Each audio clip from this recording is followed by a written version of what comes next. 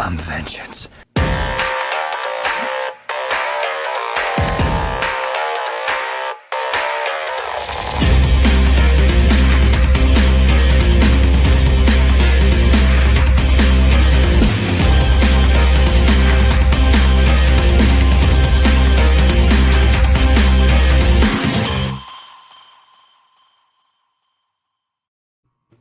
Welcome back, everybody. This is Mark 96 of the Super Civil Servants podcast. My name is Greg, the Bat Daddy 52, and the whole crew is here tonight. Well, we are ready to talk about some shows, a little bit of news, and a lot to get to. So, introductions for everybody. Starting out, as always, my homeboy Nathan. What's up, buddy? What's up, guys? Ladies and gentlemen, or lady and gentlemen, ready to talk on this super fucking hot day where I'm at. Real feel, the actual temperature got to 101 today. Real feel was 108. Wow. It was real nice. Wow. That's crazy. It's been really, really nice here for the last couple of days. Oh, tomorrow Not and to Sunday, rub it in 97. 97 tomorrow and Sunday. Wow. It's stormed like crazy over here. That was fun. Take it. Cool me We down. always catch the storms right after y'all get them, Joe. It comes right through Texas. Yeah, and because up to Carolina, it takes you guys' way. Yeah. Joe, it's with us. What's up, Joe? How you doing? Not a whole lot. Went back to work this week after having a week off, and I hated every minute of it. Hated it. Absolutely. Bless your heart. I agree. I had 11 days off, and I went back to work this week too. Yes, it sucks. Yeah. And any time out of work is great, and then it's like, do I really need to go back? Yeah, I do. There you go. Your bank account says you need to get back to work. You go to the mailbox and you go, damn it. Yeah, I got to go back to work. Damn it. I mean, I'm good for a while. Well, sure. So that so we were talking about tattoos before. Like I got this one, which is my mom's heartbeat, and when the day she passed, and this one on the same day. It was at my grandma's funeral. So, ironically enough, I'm getting my grandma's inheritance from. It wasn't at her funeral is when I got it. No. That was just same day. I was okay. Like I was like, did your mom pass away on your grandma's funeral? Like what? No. Oh my God! God, no. What a That terrible would day. Jesus, that would've what been a bad. terrible I was day. thinking that too. I was a little confused, but I was like, I'm not going to say anything about it. It was Okay, just we had scheduled these. My girlfriend got some too. My sister got a couple, and my niece all on the same day. And we'd already scheduled like months out, and then my grandma passed, and it just happened to be the same day. So that's all that was. So that's my memory of my tattoos. I agree. Sorry about that. I didn't know Oh, your no. mom had passed. Yeah, she passed. Ironically, on November 17th, 2017, No, which is a day that a lot of people in this group might know about. So I had a really shitty day that day. Yeah. Fuck. Yeah. So that's why whenever that day comes around, I go quiet. Not because of Snyder Cut or from Justice League, just in remembrance of my mom. So Can I ask why she passed? Like what she passed of? Or so it was a weird, like her heart stopped is what happened. They were actually at my grandma's house. Her with a couple of her brothers and sisters and my dad. Her heart stopped when they took her to the hospital. They had no idea if it stopped because of low potassium. Or was it potassium? Or sorry, my girlfriend's over there. She knows better than me. Either it stopped because of it was low potassium, or she didn't have enough, and with no idea. They had no idea why. So I hate that, man. It sucks. Yeah. It sucks. Sorry about that. Yeah, I was curious. I mean, Oh no, you're good. You're good. Ask while we're talking. Well, Sarah's with us too. What's up, Sarah? How are you? Hi, fellas. Well, I don't know if I'm really going to follow that one, but Sorry, Sarah. My bad. I asked questions. I actually had a couple of days of vacation this week as well. Took Nice. the kids to Busch Gardens up in Williamsburg. I think we scarred our son for life. My husband took him on the Verbolten, which is like a freaking horror roller coaster that nobody knew about. Ooh. So so that was really fun. Waited 25 years to finally get back to Busch Gardens, and I want to do the food, the drink, the whole 9 yards, and all I could find is like one cooler full of beer. I was like, seriously? Damn it. I know, right? But still, it was nice to get away from work, and I realized I work with a bunch of idiots. Yeah. But hey, I think everybody kind of shares that. I'm Yeah. like, You you podcast people with not a bunch of handle it? idiots. What You're is good. going on There you here? go. Yeah, but we're good idiots. I mean, I love the folks I work with. Don't get me wrong, but stupid questions. Oh my gosh, please stop. Well, nowadays you praise people for stupid questions, because everybody, whatever. We ain't getting into it. You can be dumber than a box of rocks. You're going down a rabbit hole there. Yeah, I know. But at least the folks I work with, at least they're very entertaining and they're good people. Sure. Like I said, it's like they're good people. Morons are good people too. I know, right? But I'm like, come on, let's think. But then again, I have a different mindset from a lot of my other fellow sales folks. So it's because my background's a little bit different. So I guess that's the one thing. And I have to kind of pull myself back and say, they don't know about fabrication. They don't understand. That's fine. It's good. All right, y'all pay attention because this is what we're about to do. But it's been a good week. And then, the follow up with you fellas, as always. And then we're going to have dinner with a couple that we know that we haven't seen since last February. So we're going to have a really good very nice end to the week. So there's going to be lots of drinking. Like lots. Yes. So cheers, fellas. Cheers. There you go. Clay, last but not least, what's up, buddy? What is up? I had a very interesting 2 weeks. I told Joe this story, and I might as well tell you guys this story. Okay. For the past 2 weeks, I have been unemployed, and the reason being is, unfortunately, a close friend basically said, "Hey, we own this business, and we need somebody to be at the front desk. I heard you're looking for a job. We will pay you X amount of dollars more than the job that you're getting paid now." I was like, "Okay, how quickly do you need me?" They're like, "How quickly can you start?" And I said, "As quickly as you need me." They're like, "Okay, well, be there in a week." And I was like, "Okay." So I gave my job a week notice out of just letting them know, hey, it was something. It was something. But I think anybody would say, hey, if it's not like for sure, like it needs to be past 2 weeks, then why don't you go ahead and start? That's the way I see it. And so I gave a week notice. The day that week notice ended, the family friend said, "Hey, by the way, we just shifted the office around, so we don't need you." Oh no. So I have been unemployed for 2 weeks. In that 2 weeks, a total of 14 days, I have applied to 22 jobs, and not a single one has gotten back to me, except for one yesterday. Yesterday, somebody called me back, and they told me about the position, and they're like, "Is that how it sound? Is that sound good?" And I was like, "Yeah, it sounds good. That sounds great. I just need to know how much you're paying." And they said, "Oh, well, on the application, you said $15 an hour. So I think we can make that work." And in my head, the only thing I could think of was, I should have put more. Yeah. I should. That's a negotiation, Clay. That's what you got to do. with how quickly they were like, "Oh yeah, you put $15, so let's just do $15." I was like, God damn it. But I'm a big kid now. It's 9 to 5, weekends off. There you go. And yeah, I had my very first day today. It's a warehouse job, and it's actually surprisingly with Texas heat, that job isn't that bad. Now I'm sure I am going to eat my own words in about 2 weeks or so. Probably. But the job has zero uniform or like dress code, so I can go in there with freaking shorts and flip-flops and everything else, but they said it's recommended to do closed-toed shoes, and I have steel-toe sneakers, so I was like, I'll just do that, so that way I'm not wearing boots all the time.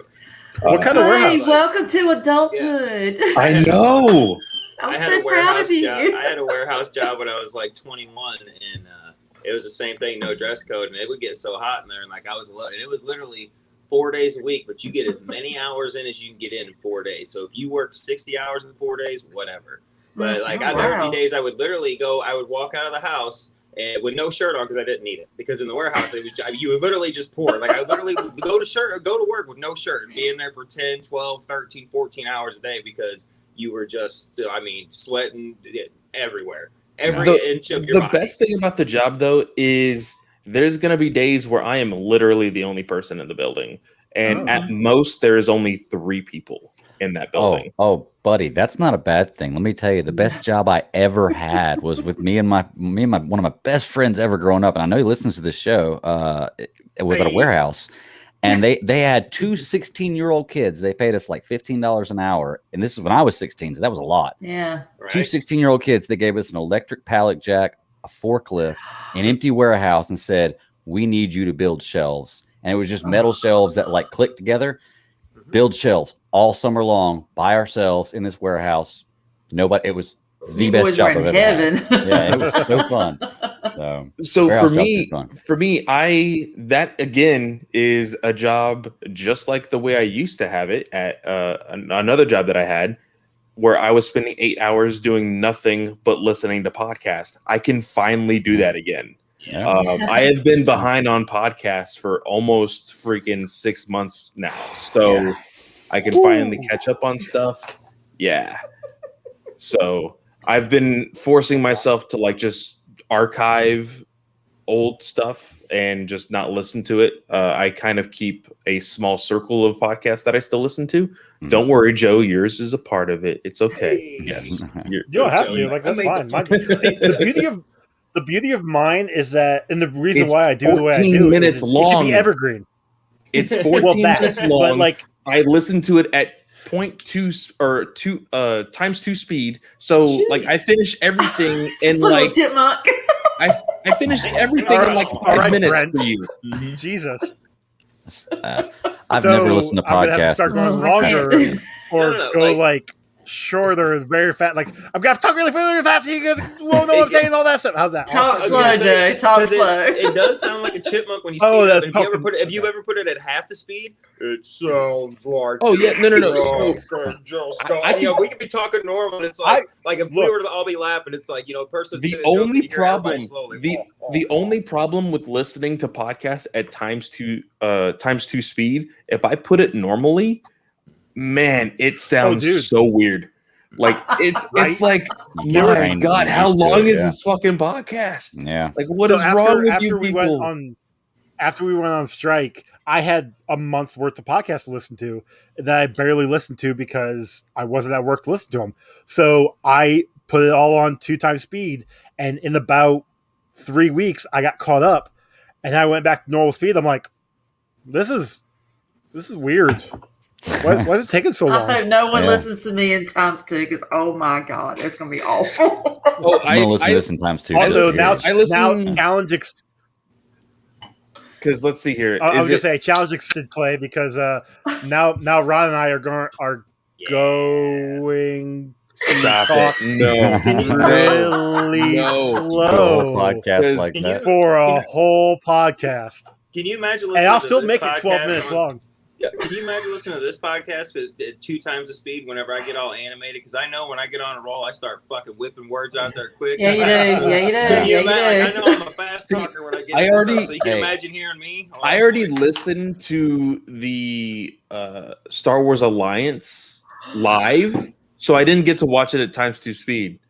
But I missed like the first 15 minutes of it, so I'll listen to that in times 2 speed. There you go.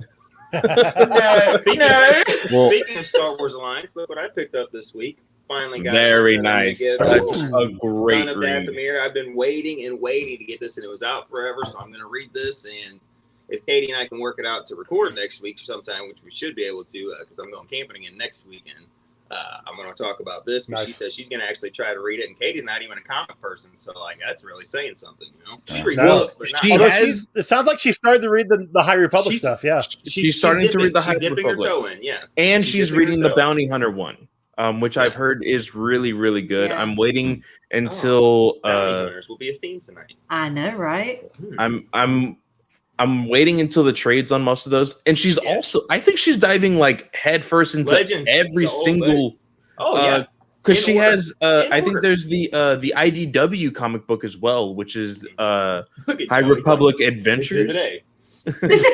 I know. I wish I could be like Joe. I know, Nathan. I a know you lot wish of you them. like. I'm just like right over here.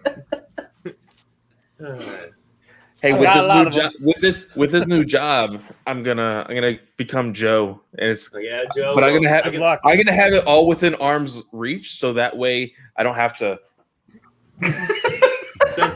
Since I got ready I had to give up my room for my daughter that's going to be here in August. Like I had to start spreading my stuff out everywhere. So like my living room has bookshelves with comics and regular books and stuff. And even in my closet right here, I got a Voltron set up on the top shelf up there. I got the Jim Lee giant size book for the X-Men, and then I got that Buffy the Vampire stuff. So they're literally just everywhere you look through my house. I'm still looking. Nathan, is it that quick? August? Oh, really? August 2nd. We go in on the Holy 2nd at 10. We go in at the 10 a.m. on the 2nd, and they're taking her out at noon because my wife had to have emergency C-section with our son. So the doctor, he's not even gonna fuck with the regular birth. So he said I'm gonna tell you. I'm gonna go ahead and tell you, as someone who's been through it, because I had the emergency with the boy. Mm-hmm. The second one with the girl, it was like a day at the spa. It was like because you go in, dude. I was ready to go home the next day. They're like, "You can't." I'm like, "Why not? I'm good." Mm-hmm. Yeah, so okay. The second, we're 6 weeks away, baby. 6 weeks away, and I will have the new addition to my family. Yeah. I just want to say, congratulations, thank you. For all of you women out there that are listening to this, and Sarah, like what? And Sarah, what are you talking no, about? I'm just like I was addressing the audience, and now I'm addressing Sarah. I have seen so many recent videos of these guys putting on the machine to like basically like what is it called? Basically childbirth. Feel the so you can like pain. Feel like the contractions and what a contraction the contractions feels like. For childbirth, but also feeling the cramps during your cycle. Holy crap! No, why would you do that? I don't know why anybody. Put it this way. It's like getting for you fellas. It's like getting kicked in the tables, as my son would say. Absolutely. No, do you know what it looks like every 5 minutes? There is one difference though. If you put that on a man, it is going to be a little more difficult to take, I would think, than having your body prepared for that pain. Because for 9 months, it's like working out. Your body's preparing. No, I'm not taking away from the pain. I'm not saying it doesn't hurt like hell. I'm just saying it's different because it's going from a guy who's never experienced anything like this before. To do you guys know anybody that's like suffer from like kidney stones or no? I am dreading the day. Yeah, I'm dreading the day that I have a kidney stone because I'm just going to tell my wife to like just put one between my eyes. Kidney stone, no. That's the only thing that I've ever heard where a guy could like experience what childbirth is like. But sir, this is no bullshit, and this is the honest to God truth. Like the slightest graze on your boys can like literally put you down, and it's like you'll walk around for an hour going, "Oh, what?" Okay, let me. Okay, you guys have seen you've seen my son. You've seen my son. Okay, he's 11 years old. He's not quite 100 pounds. He's already like 5 foot, whatever. This youngin', no doubt, because I always wondered, I said, what does an contraction feel like? Because and everybody I knew, they're like, you're going to know. I'm like, how you know? You're going to know. I knew. Put it this way. I could not. Brian and the nurse were like walking down the hallway, and I'm like, I couldn't even yell. You know me. It takes a lot for me not to be able to say anything.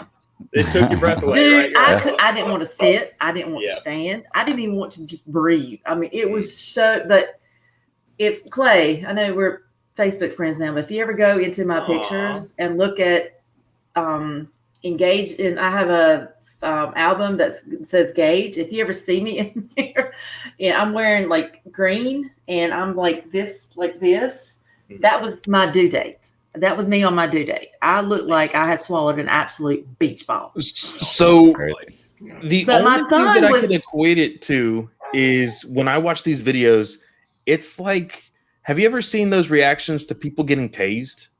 Yeah, it's like putting your hand on I fucking love them. I have been tased before. I did it voluntarily. That was stupid. When I was tased, if I'm getting tased, it's gonna be because I'm going erratic and somebody's gonna take me down. That's the only problem. I'll say my girlfriend when she was in the army, they all had to do it. Exactly. So as a senior in high school, I was taking a program to possibly go into the police force. Yeah. And it's a requirement to join the force. Yeah, you yeah, have, and you so they have this like almost like a boot camp for just like how recruits from high school do like a minor boot camp and then they'd go into actual boot camp. Same thing for people at this academy. So I was doing it on the weekends and my dad had to like sign a form and everything. And they're like, okay, your son's going to get tased. And my dad had history in the military. He's like, if anybody's tasing my son, I'm tasing my son. Oh no! I was like, dick. Yeah. He's like, you remember all those times you were a shithead in the store? You throwing them basically. And so I just remember the two guys holding me on my shoulders and under my arms, and they're like, "You're not gonna feel a thing." And I said, "Ha ha ha ha," and then I went face forward, like everything. Like, do you remember those toys that like when you press the button, like all the legs just go completely like yes, they go yes, I know. Yes, that little thing that just ragdolled. Yeah. No, that is what happened.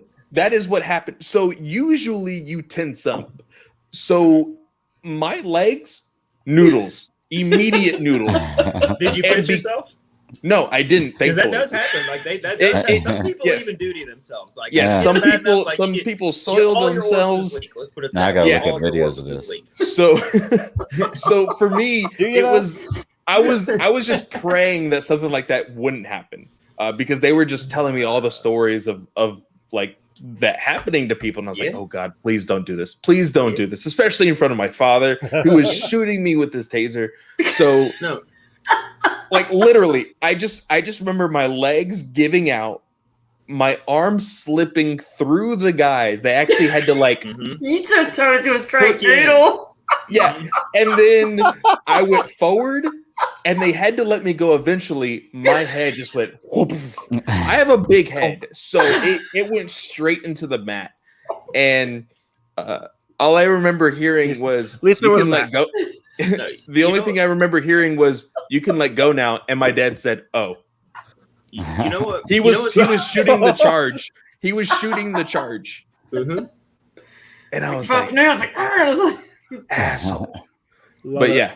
Some of my favorite videos on the internet is like when you get like some combative Karen who like is all cussing the cops out or something, and then like she puts her hands on and they're like, that's it, you're getting arrested. She's going, you can't arrest me. Like, no, like trying to go away. I love it because they're all tough and big and bad, and then that taser comes out and it's and I fucking they're screaming. I fucking love it. I laugh so hard. One of my favorite ones is the drunk dude that's trying to make it into his house and he's like half naked. He's jumping out of his pickup truck and he runs. I don't know. I couldn't tell you, but he's half naked. He has a giant like freaking beer bottle on his hand. He has sunglasses on and he's just running. They tase him and he like fishes out. He goes stiff. Yes. And he does like a little talking about, and he lands right on his stomach and his face. It is hilarious. I love it. Every single time I see it on Twitter or TikTok, I always stop to watch it at least 10 times. You know what's my favorite too is when they go T-Rex on their ass. Like they get tased and all of a sudden it's and they're up like that, their arms shoot up. Oh, when they go T-Rex, I fucking love it. Their mouths wide open, their arms shoot up. Oh shit. Oh God! All right, we need to rein these girls in, man. Y'all are like I was just about to mention something. So, well, let's get it started. Sarah, I know you had something you wanted to address. I was going to say it earlier when Nathan was talking about stuff that worked him up, and it's going to be something that works them up that we're starting with here. Holy cow! No, because I was going to bring this up after Clay and Joe and I, and we talked about this last week. I listened to Fat Man on our Fat Man Beyond this week. And Kevin Smith actually addressed the bait and switch rumors and the stuff. And if Chris Balg, I don't even know if he listens anymore, but Chris, because I know he still listens to that show. I don't think he listened to ours. So I would have gotten a text saying, "Hey, did you listen to Kevin?" But anyway, he brought some stuff up, so I want to address his. I want to address his rebuttals and the phrasing because I don't know why. I'm a very big stickler. The devil's in the details, and phrasing and the way you say things means fucking everything, especially in Hollywood and the way you release things in the press. Mm-hmm. So, well, go Sarah, give us your thoughts, and then we'll dive into this new stuff because I don't know anything about I haven't listened to Fat Man on Batman in a while. Sure. Batman on whatever. Yeah, I'm not trying to dig too. I'm not trying to dive too deep because I just remember when I heard the announcement on it. God, no, you're being snotty. But when this was announced, I was so afraid it was going to be some kind of like anime type thing because when I heard animation, I was like, because I watched the new She-Ra on Netflix, and I'm like, you be quiet. That's She-Ra on crack. The animation, it's like that's what like the old school She-Ra is like thing what happens, and then you get on drugs. And you it's look like on so like girly. It's like that. I don't want to say girly. I mean, I don't want to pigeonhole it. But She-Ra was like Steven Universe, but with like old school characters. But the old She-Ra cartoon was fine because it was like the original, Masters of the Universe and that kind of thing. So when I heard about this, I was like, oh my gosh, what is going on? I was like, because this is like a childhood. I mean, I still have my original toys and that kind of thing. Wow. And it's like oh yeah, dude, I still got my She-Ra and Spirit and all that kind of stuff. Yeah. Battle Cat's upstairs somewhere in my son's room. Hell yeah. But I still got my merman. I got Clawman.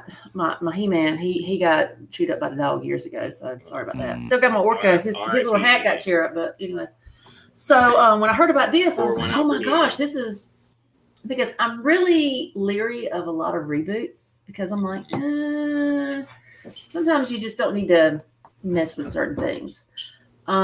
Case in point, Jim and the Holograms. I mean, that was just something for me. Be quiet. I have two daughters and a wife.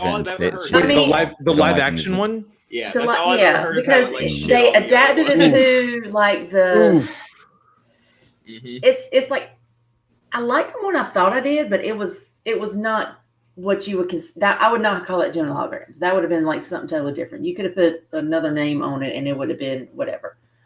But Bill and the projections. So yeah, I mean, we're synergy. Hello. I mean, how can you not, But so when I heard about it, I was like, okay, well, this, I didn't realize it was going to be animated. So then when I heard it was animated, I was like, I don't know about that. But when I saw the trailer, I was like, okay, I can do this. Okay, I'm down with this. Awesome. Yes. Okay. But, hold on. Yeah. Okay, so she obviously likes the trailer.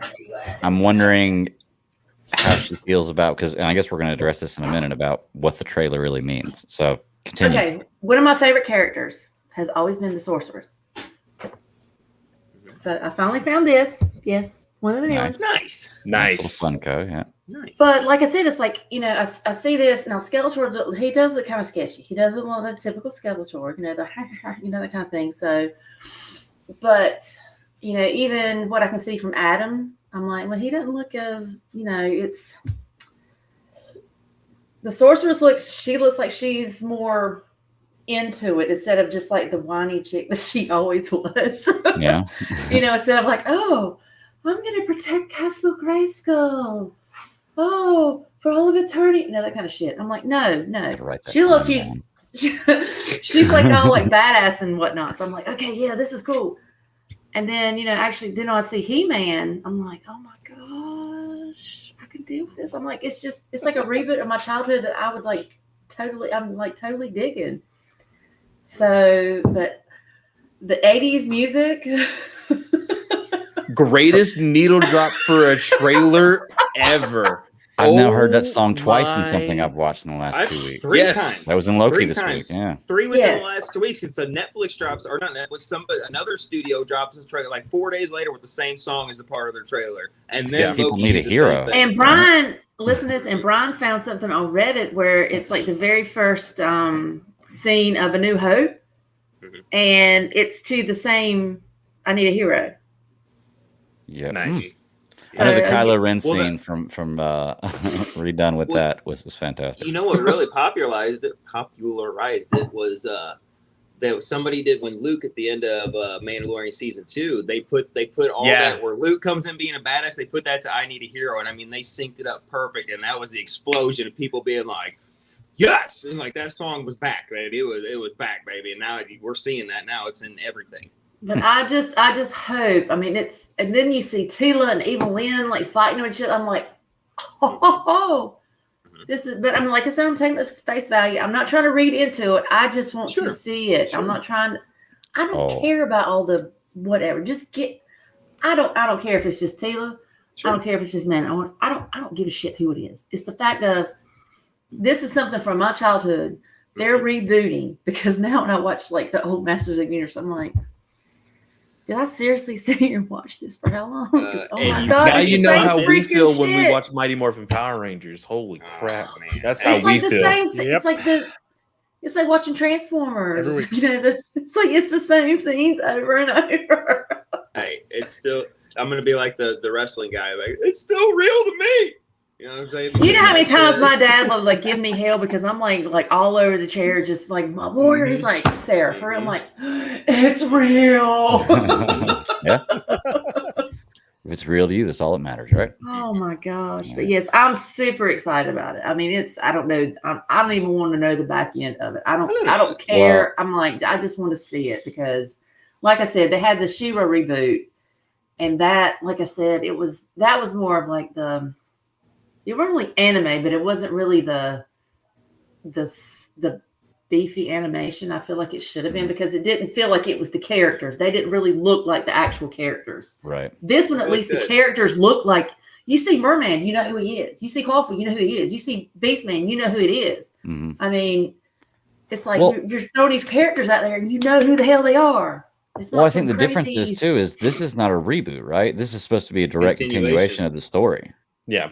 So, but when I say reboot, I'm just saying it's a different version. Yeah. I mean, you can follow the same story. Yeah. So because now that was like 80 what versus 83. You know, 83 to what, exactly, or 80. It wasn't but the very. Point No, is, it's 80. It was shorter than that. And you guys were like this big, so I mean, it's. I just been born, so yeah. I was Be not quiet. even thought of. Be quiet. Be quiet. You were gleaming in Daddy's eye. Don't lie. Be quiet. Well, okay. So I know you say you don't want to dive into it, but I've got to dive into it. I'm going to watch it regardless, you know, and definitely give it a chance. But Nathan, I got to hear what this stuff you. I didn't listen to Fat Man Beyond. Well, it's just Kevin, because like I was on here and Clay and I talked about it numerous times, and I was like, man, this just seems like a bait and switch because of the synopsis of it and But how so? I mean, what synopsis are you basing? I mean, what the one that they put out for the show? It says that after. Oh, I don't have it in front of me, but it's something like after 70 years and some kind of secrets broke up the team. It's up to Tila to find the sword of power and reunite the Guardians of or whatever. So okay. My whole issue with this is it's fine if you wanted to do when Kevin Smith announced this all the way back, it was He-Man Masters of the Universe Revelations. You know, where it's He-Man. We get closer to it. Even when he talked about it, because I was listening to Fat Man Beyond then, he's like, yeah, well, we're doing it's gonna be you know, we're gonna focus on Tila and shit, and then he stopped because you know how Kevin Smith is. He does a lot like me. He's like, not that it's like to be like Tila, you know, I know people are going, what the fuck, and then this, and then he's like, but it's gonna be, you know, kind of centered on Tila and stuff. And then we got the synopsis, and people are like, why? Okay, this is He-Man show coming back. It's He-Man. This is where they really messed up. Well, I haven't seen it yet, but they said it is a direct continuation of the Funimation version. He-Man would fuck it. Like, look at that show. He-Man was always the beacon. And I'm not saying he won't, but it's gonna.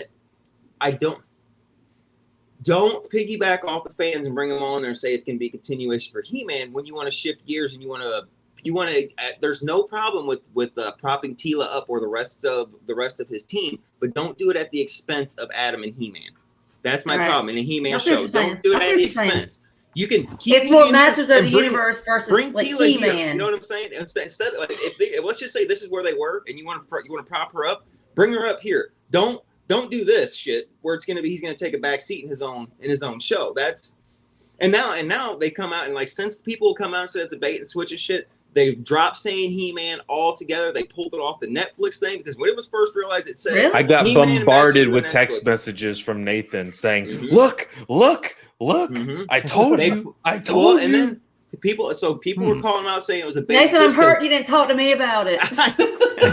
Well, because when you watch that trailer, yes, that trailer is fucking awesome. The animation is great. But if you look at it, it's all from the same battle. And what do we hear in that trailer? Choose your champion.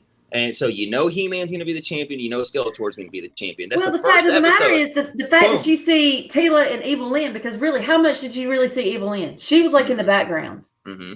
And Tila, I mean, she was like the number 2 because you had the He-Man, Man at Arms, and you had Tila. So everybody was like that little team and all that kind of stuff. Exactly. So, But they're probably using He-Man to pull interest because really, who the hell knows who Tila is? I mean, think about it. I mean, the average person. You're right. I said, it's all. I'm gonna watch it regardless, but don't. I know. Like I said, debate. Well, then Kevin Smith's like, well, I saw people on the internet saying it's a fucking bait and switch, and just wait till the story trailer because it's not a bait and switch. It's a He-Man show, but He-Man, just like in the old Funimation, he got in trouble in his friend's help. I'm a fucking team guy. I love the X-Men. I love Power Ranger, all that shit. I like teams. Yes, every now and then the leader gets in trouble and his team has to back him up, so that's fine. But don't it's up to Tila to find the sword of power shit. What the fuck does Adam do? Sitting around jerking off, be like, just crying about it? Stop. It's a He-Man show. You know what I mean? Like he says the story trailer will explain everything, and that it's not an expense of that, and it's not going to be all about Tila and her lesbian girlfriend, and that she's going to become She-Woman because she's better. But the way he said it, like I listened to this past week's episode when he talked about it. The way he words stuff, it's like he's dispelling exact sentences of stuff. You know what I mean? Like he's telling. My thing is just looking at this particular trailer, knowing the characters that I know. Yes. Like I said, I'm gonna use Sorcerers as an example. Yeah. Did she not look freaking badass? Gorgeous. They look great. But what did you know of her previously? Oh, backstory and stuff? No, unless you dove into. No. I'm just saying the way she acted. Did you really see her do anything that was like super like sorcery and badass? Yeah, that's what I mean. Unless you read the comics, you didn't necessarily see that side. Right? I get what you're saying. Right. Like on screen, you didn't necessarily see that. Nathan, I think you were talking about the synopsis earlier, and I've got it posted up right here. And the very beginning of it does mention after a cataclysmic battle between He-Man and Skeletor, Eternia is fractured. Mm-hmm. So yeah, and I haven't read the synopsis yet, but what's saying that it does seem like what you were saying, and that the fact that they pulled He-Man off everything. I mean, but if they pulled He-Man off everything, they're giving you what you want, right? They're not promoting it as a He-Man show. Sure, but the damage was already done. They already promoted it, dropped the trailer, got everybody going, fucking He-Man. Kevin Conroy is Merman. Mm-hmm. I will say it's not a bait and switch. I would say it's just bad marketing. Yeah, okay. I mean, it's similar, I guess, if they were to try to say that like Last Jedi was the Luke Skywalker, or not? Was it Last Jedi the one he died in? What was the Luke Skywalker continuation story? Then it wouldn't be, that's I guess what I compare it to if they tried to compare it to something like that. But I mean, once again, I'm gonna watch it. Sure, give it a chance. Maybe like I said, nothing against anime. Probably gonna enjoy it. Nothing against the anime style because I think it's fantastic. Nothing against that, but it's just like I said with like. Because, I mean, have you guys seen the She-Ra on Netflix? Yeah, I've seen it. I've never watched it. I saw I got no interest. Yeah, I want to watch it, just haven't had a chance to yet.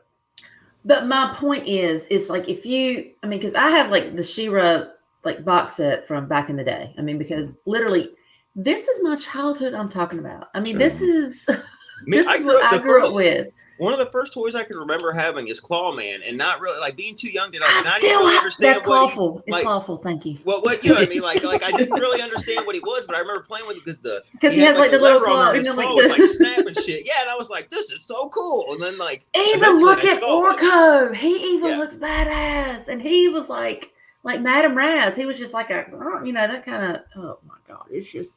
I'm really super excited. The only thing that gets me nervous is if they ever tried it, like they did like a Thundercats reboot, and that was like, hey, the 2011 version was the shit. No. Yes, 2011's Thundercat was fucking awesome. It sounds like a lively debate. With the young Lana? No, that's a different one. No. Not Okay. the one where he's drawing okay. all silly looking. Not Not the Thundercats Steven 4. Universe. But see, that's what one. I'm saying. It's like So here, I will look it up real quick. 2011 gorgeous animation, and it's got Chitara is my that's my Tyler- other half. That is who What I is it? aspire to be. All right, Jason so Ackles? I Was it will Jason show That's you why I've got like guys all these Blade Runner? spots. the one that me and Nathan are talking about is this right here. Let me see if I can get this in a new tab that is actually expanded. Why is everything so small? This isn't a thumbnail, people. Jesus. Okay, let's see here. No. Next time I Right go here. to my There parents' we go. house, I'm gonna get all of my He-Man toys, and I'm gonna Yes. take, or at least take photos and show you guys. Now Matilda got chewed on too, but anyways, but This Thundercats was quite possibly the best Fucking thing the to come baddest out ass of shit. 2010. that's the one I'm. This Sorry, was fellas. awesome. Sorry, This fellas. I gotta disagree was with you. the Sorry. They had a great greatest storyline. freaking Fucking 80s excellently comeback. well written. It was the best reboot you could have possibly done. That should have got way more love than it ever I'm gonna have to Did it only disagree get- with you on that Did it one. only get one season or Only what? one season. And Only they left one it- season. They left I That's it the one I was remember it. talking about. It was weird. I mean, it might have been a fantastic story, but I mean, No, it was the animation And was great. then The it storytelling. got turned into this nonsense. oh, I haven't even seen that. That is not Oh, even on my that's the radar. news. That's not Yeah. even. That's no, they no. They played that canceled at the 6 other a.m. one. on Get to out the screen. create That is this. like that's offending me. That's It is offending me. disgusting. Yeah, that's That's offending terrible. me. Disgusting. I I will can't talk to say, you right now because you showed me that. go back and watch the 2011 Thundercats. It's excellent. It is fucking. What's it excellent. on? It's on I bought Netflix Blu-ray. or Hulu. I You bought have the Blu-ray to together. buy it. You have to buy You it. have to buy it. It's not streaming anywhere. No, Yeah, I guess- dude. Yeah, let me Wow. see. Let me see. So Well, if I I was go, watching that the other day. It's a Warner Brothers show. It should be streaming on. Is it on HBO Max? I I don't believe so. But I had So to I'm buy looking it. at Thundercats right now. You can watch it now on Hulu. Okay. So that's what it was. Um, Because it was on my TV screen not too long ago. Yeah. Cheat. Okay. Like it was really well done. Kit If and that's fucking the Cat, case- Kit and Wiley Cat were fucking excellent. I'm gonna rewatch this. I'm gonna rewatch this after I finish Castlevania. I'm gonna put everything else on pause and I'm gonna rewatch Thundercats. How about this? after- Let's Ooh, I rewatch wanna it and we'll rewatch discuss it. Yeah, I How want to about watch It's it. We'll discuss excellent. it. I'm telling you guys, Okay. it's only We'll watch 20, it. I'll watch it. 24 episodes. It's excellent. Guitar looked all weird. I mean, I was listening. She's the shit. Like I know she is. It's a really good show, sir. You would, if you gave it a I used chance. to run around my follow yard it- thinking I was Chitara. Hello. It like Uh-oh. What happened to Nathan? Did I run I him don't know, off? this keeps cutting out. so. It looks So- like both the 85 and 2011 on Hulu. Nice. So- We should do a Oh, rewatch shit. of both. If I'm gonna, oh fuck, am I gonna Don't watch have the time for 80? all that. Am Fuck I that. No, no, watching that- the that- 85 Thundercats? Jesus. Yeah, why not? That's before your time. You need to watch something that you can relate to. Excuse me. Wow. I used to watch 85, my friend. Thunder. Yes, I used to watch 85 Thundercats on On Fox television? Kids. On Fox Kids when they would syndicate it, of course. Which- And I'm then not talking about syndication. I was before syndication. Ooh. My stepfather, like that was like we still reminisce. Like he would get up on Saturday mornings with me because they got my mom and stepdad got together when I was 3, and like that was our thing on Saturday mornings. Is he would watch Thundercats with me and like actually watch it with me. And those are some of the best memories I ever had. And we still talk about it. Like we would watch the the original 80s Thundercats together, and I remember living in that shit, just being. I could still see Lionel right now in my head. Thunder, just making those fucking slashes and shit. The sword coming out, boom, like oh man, yes, I love it. God, I love it. Well, let's do it. Let's rewatch all of it. I'm down. telling you Let's guys, do the I'll 85 watch and let's do right the now. 2011. I'm I'm down. not watching 85 again. I'm only doing. Oh, 2011. come on. That's the. But I'd say the 2011 because I mean the 85 It's obviously excellent. I And love. if I'm it's gonna on watch the Hulu, 85. if it's on How Hulu, about it's that? easily accessible. I would highly recommend it. I feel like we need to watch it and then have like a discussion. if we could watch the 2011 one, I'll do that. we I think promise. that will be fairly easy. How many episodes? What, you don't want to is watch 85? 130 episodes of the 85? Come on. Is it 100? Yeah, That's come the on. same thing. Is it really? 2 seasons, 65 episodes apiece. Good lord. Maybe Yeah. I'll watch the 85 one then. I Dude, didn't that was realize definitely a like 80s thing because He-Man was the same way. 2 seasons, 80 or 65 episodes apiece. Batman the Animated Series was Let like me that. ask The you first season this. was like 56 episodes. It's like, Let Yeah. me ask you crap. this: Who remembers Mask? Like the animated Only show or the because I movie? had a The animated, truck that actually morphed. It's cool. Well, I don't remember. morphed. the animated show, The Mask. No. Mask. MASK. Oh, Like- ASK, Oh. the dots in between it. Oh, Yep. yes, I remember reruns. Yeah. Of that. Thundercats I- and Voltron was my shit growing up. Voltron, Dude, and Transformers Thundercats was mine. my shit. Oh, Transformers too, but like I lived and died by Voltron. Turtles I don't guy. know why. I love those fucking lions. I Well, lived yeah, and but that was died like by I was 90s, or early introduced 90s. to Transformers via the movie first, and then I What? went through everything. Which movie? You guys specify which movie. Whoa. The 85 movie. movie. 86 Okay. movie. No, wait. the movie, That's 87. Okay. Shit. Okay, I'm actually- Transformers the movie, which is So- the animated movie. Okay. I'm not going to do live action. Jesus, come on. I'm now. covering that movie here soon. I don't know, on Clay. You're pretty Rundown young. I Reviews. just have to specify. Okay. I No, joke I'm giving around you about shit, being dude. younger, but I ain't no stupid Gen Zer. I'll say that right now. So, number 130 episodes for 85. 4 seasons. Yeah, I probably won't be watching that anytime soon. I think the 2011 because I mean a lot of us. I mean we know the the 85 version. I mean that one's kind of ingrained in us because if you think of a Thundercats, I mean that's really the one that you think about. That's the one that we grew up with. Yeah. So I think the 2011 one might be a little more interesting because It's also I wanna only, say 2011 is also only like 26 episodes. So but the 26 point episodes, is, yes, More but it's palatable, only 10 years old. And I will be honest, Thundercats 2011 is how you get the animation from this He-Man show you're getting right now. Boom. Yes, That sir, is- I would And totally if- agree. without because that, you you have don't- the evolution. It's the evolution of the animation because I mean, if you think about it, 85 animation. I mean, that was like they were like drawing that shit literally. I mean, it wasn't Yeah. like Kenny. So I mean, it's interesting to see the evolution, especially of the characters. But it's like my thing is like how much do you stay true to the character? It might their forms might change because obviously 85 Chitara looks a lot different than 2011 Chitara Mhm. but I mean and even Lino, I mean it's hell, even Snarf, I mean he didn't even look the same, but I mean it's interesting to see the evolution, but even though you might have a different visual version, how true does it stay to the actual character from what you're used to? Stay very well to the character in 2011. Yeah, so that's my thing. If you get me on that, I'm sold. Okay. But I mean, don't totally change something. Like I said, like with the original She-Ra versus the new one they have on Netflix, it's like they're Now, totally different. I will say Totally this: different. Will Friedle as Will, that's it. Yes. Yeah. yes, Will Friedle as Lino, excellent. I'm sorry, it just felt like the character, especially with him being just a little bit younger. But the original voice, and I can't remember his name, but the guy that voiced Lino originally was like his father in this one. Oh yeah, did the king? Yes. Yeah, he did. Yes. He did his father. Yes. Because it's like I heard that voice, I was like Yeah. that voice. So I had to like IMDb it, and then I'm pretty sure, just like the boss that he is, Kevin Michael Richardson was Panthro. played Nice. Panthro. And So then God, I like, love him. You had I Clancy love him. Brown. You had He's Clancy awesome. Brown as the fucking Mumra's, the guy that defected. I can't remember his name. He's a cat, but he defected to Mumra's team, and that's Clancy Brown in there. Lex Luthor, all these. they other had shits, right? a It's really- freaking stellar cast in that show. Mhm. I'm probably gonna fucking watch it tonight. Jesus Christ. Wiley I Kid- can't watch it Wiley tonight, Kid- fellas. But yes, let's Wiley say Kid- I'm gonna start They it had tonight. weapons I and should shit. say they that. actually helped. Like they weren't just little side like and always ran away. Like they weren't like Well, Yeah, they were they- fight all the kids. time, but they can I hold mean, their own. They could Right. if they got into trouble, they could get out. In the 85 show, they were used as comedic relief for the children. Mhm. This one, they actually they Character can do some development. comedy stuff, but there is character development with them. Mhm. So, for sure. Cool.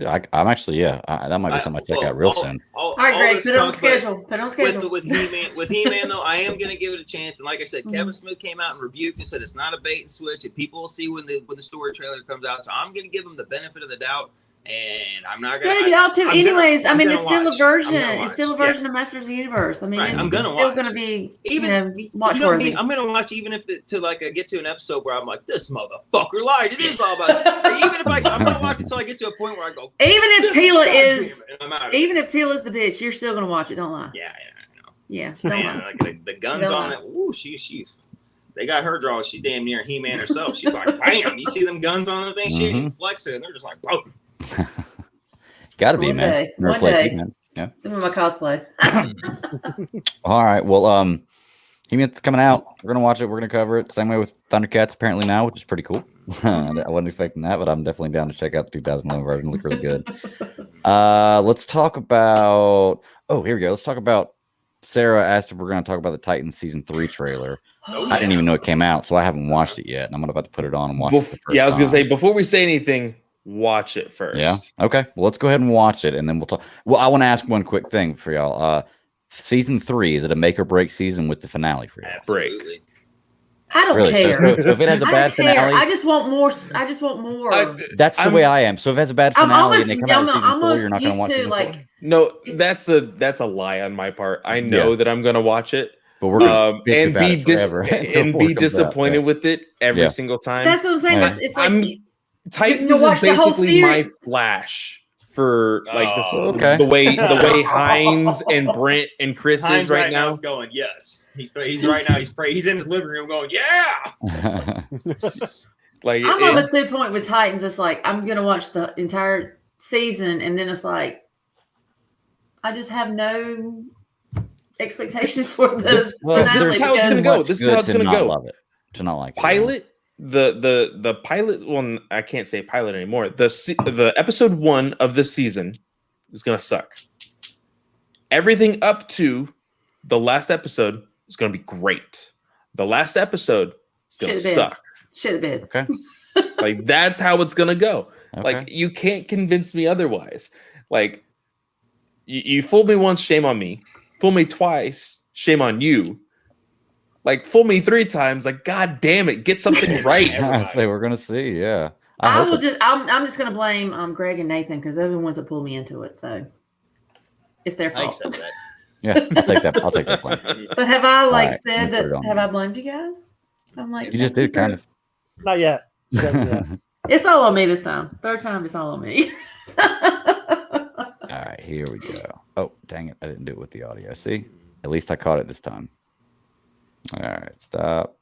I just hope they have more for Gar because I'm just hoping they throw more into where we can see. I'm hoping to become something different. I Other hope than like a that now tiger that or- he is now that it's on HBO Max, I'm hoping I'm that gonna have to watch will be- the second season because damn, it's been so long. I about forgot what other than I'm the gonna try and fantastic rewatch. season finale, but still.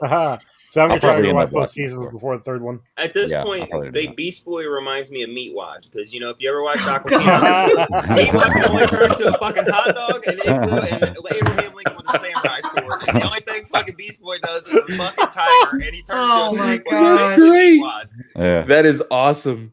that is great. All right. Yeah, all right. So this is only a 55-second trailer. This is more of a teaser. Yeah, it's Yeah, just like it's a teaser trailer. It's a Yeah. teaser Look, teaser. trailer. I guess it does say teaser right there. It's a yeah. teaser trailer to the trailer that is coming out next month. That's what they Okay. said. All right. Let's do it. There we go.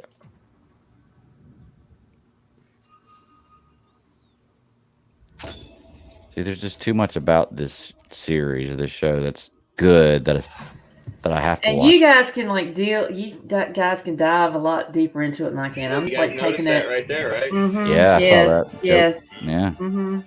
Just Smiley remember, that's our face. biggest complaint that we want is, we don't want him to just do it because he's mad. But August 12th is right around the corner. Oh, that looked good. Yeah, but People like us. Okay, so the trailer doesn't or teaser doesn't reveal a ton.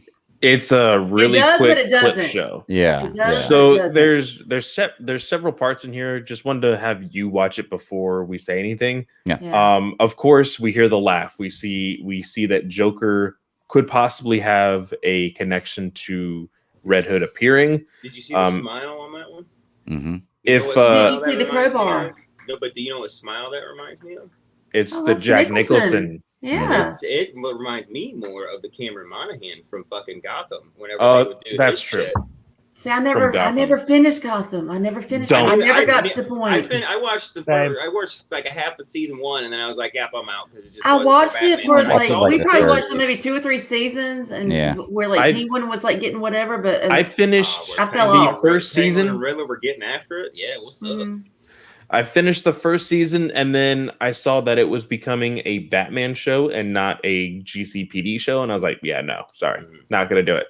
I don't want Baby Bat out there before he's actually Batman doing Batman shit. Whatever. Right. And then when you see the actual bat suit for the final episode, like, ugh. Well, the thing that got me is because Jim Gordon, I still saw him as Ron Atwood.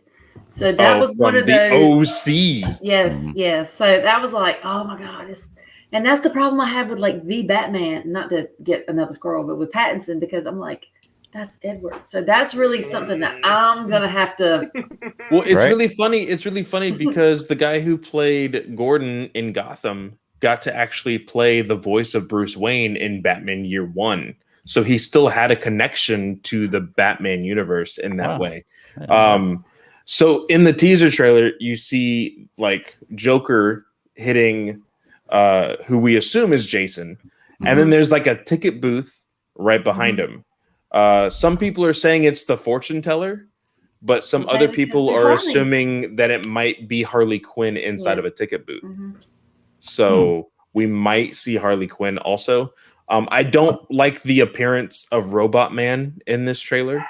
Red Hood's helmet is disgusting, but I just don't like it. If you look at his helmet, it is the same mold as Robot Man.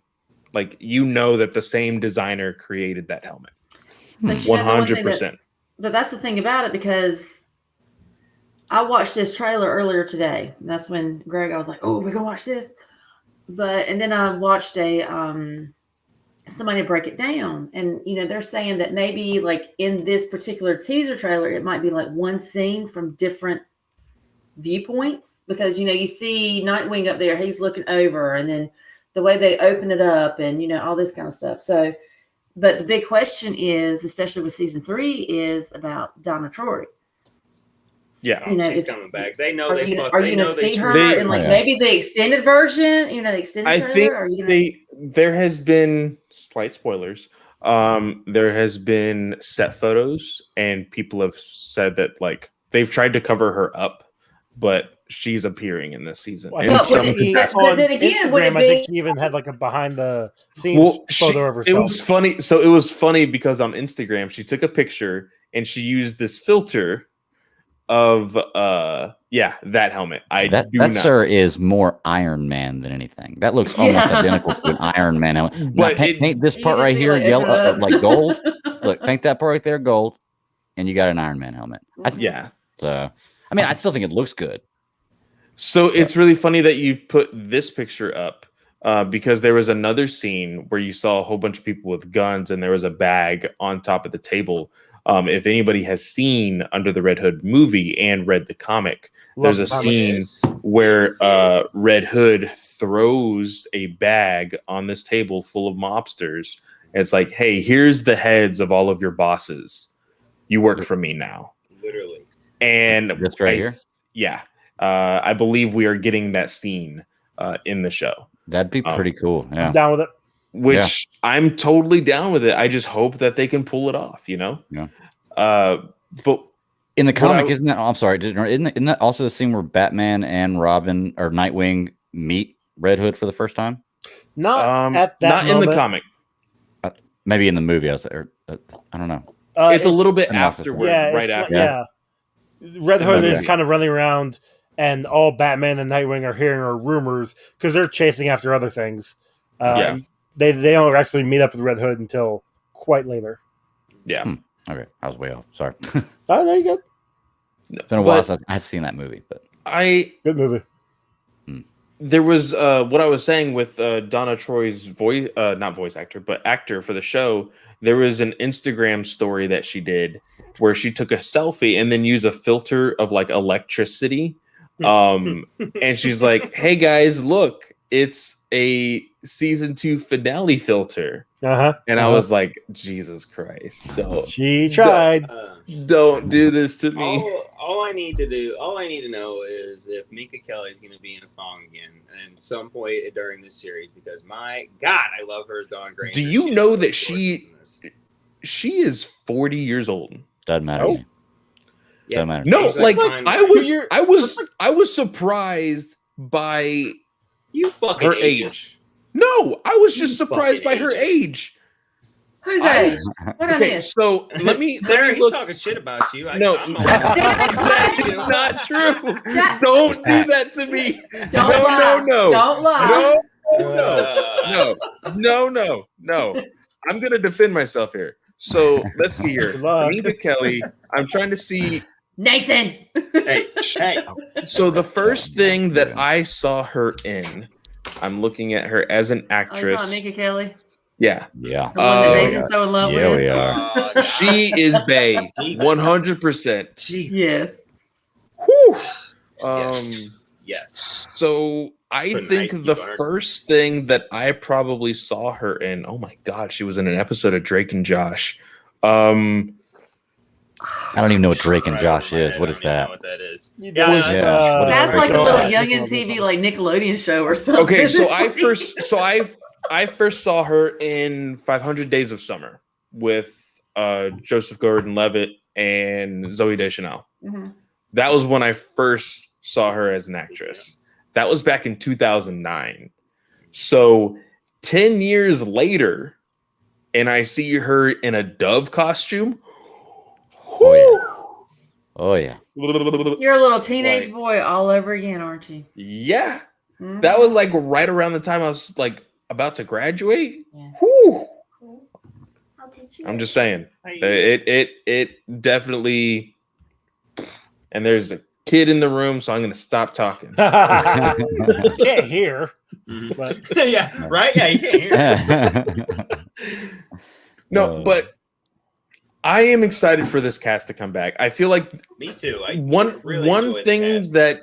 one thing that Titans does do right is, well, they don't really do the group thing all that well, but they love the character development on each individual Wow. character. You know, sometimes monogamy is the best way to go. Group things don't Yeah. always work out. So I mean, it's whatever you prefer, I guess. Sure.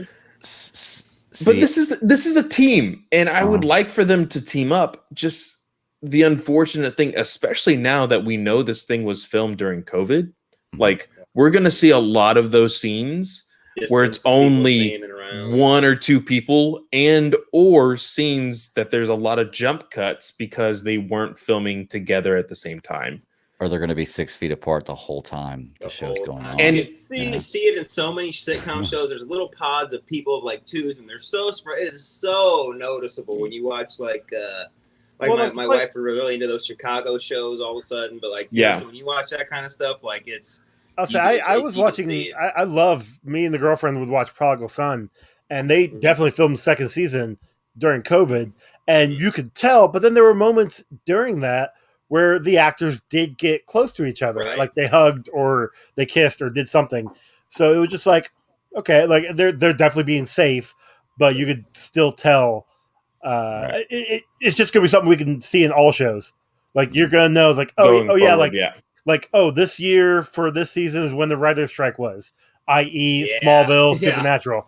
that was the Um, explosion of quote reality TV. Exactly. Like then Mhm. like for this stuff this year, it's gonna be like, oh, so this is when COVID happened. Like you're gonna have those shows. It's gonna be there. You know, it's Mhm. not much you can do about it.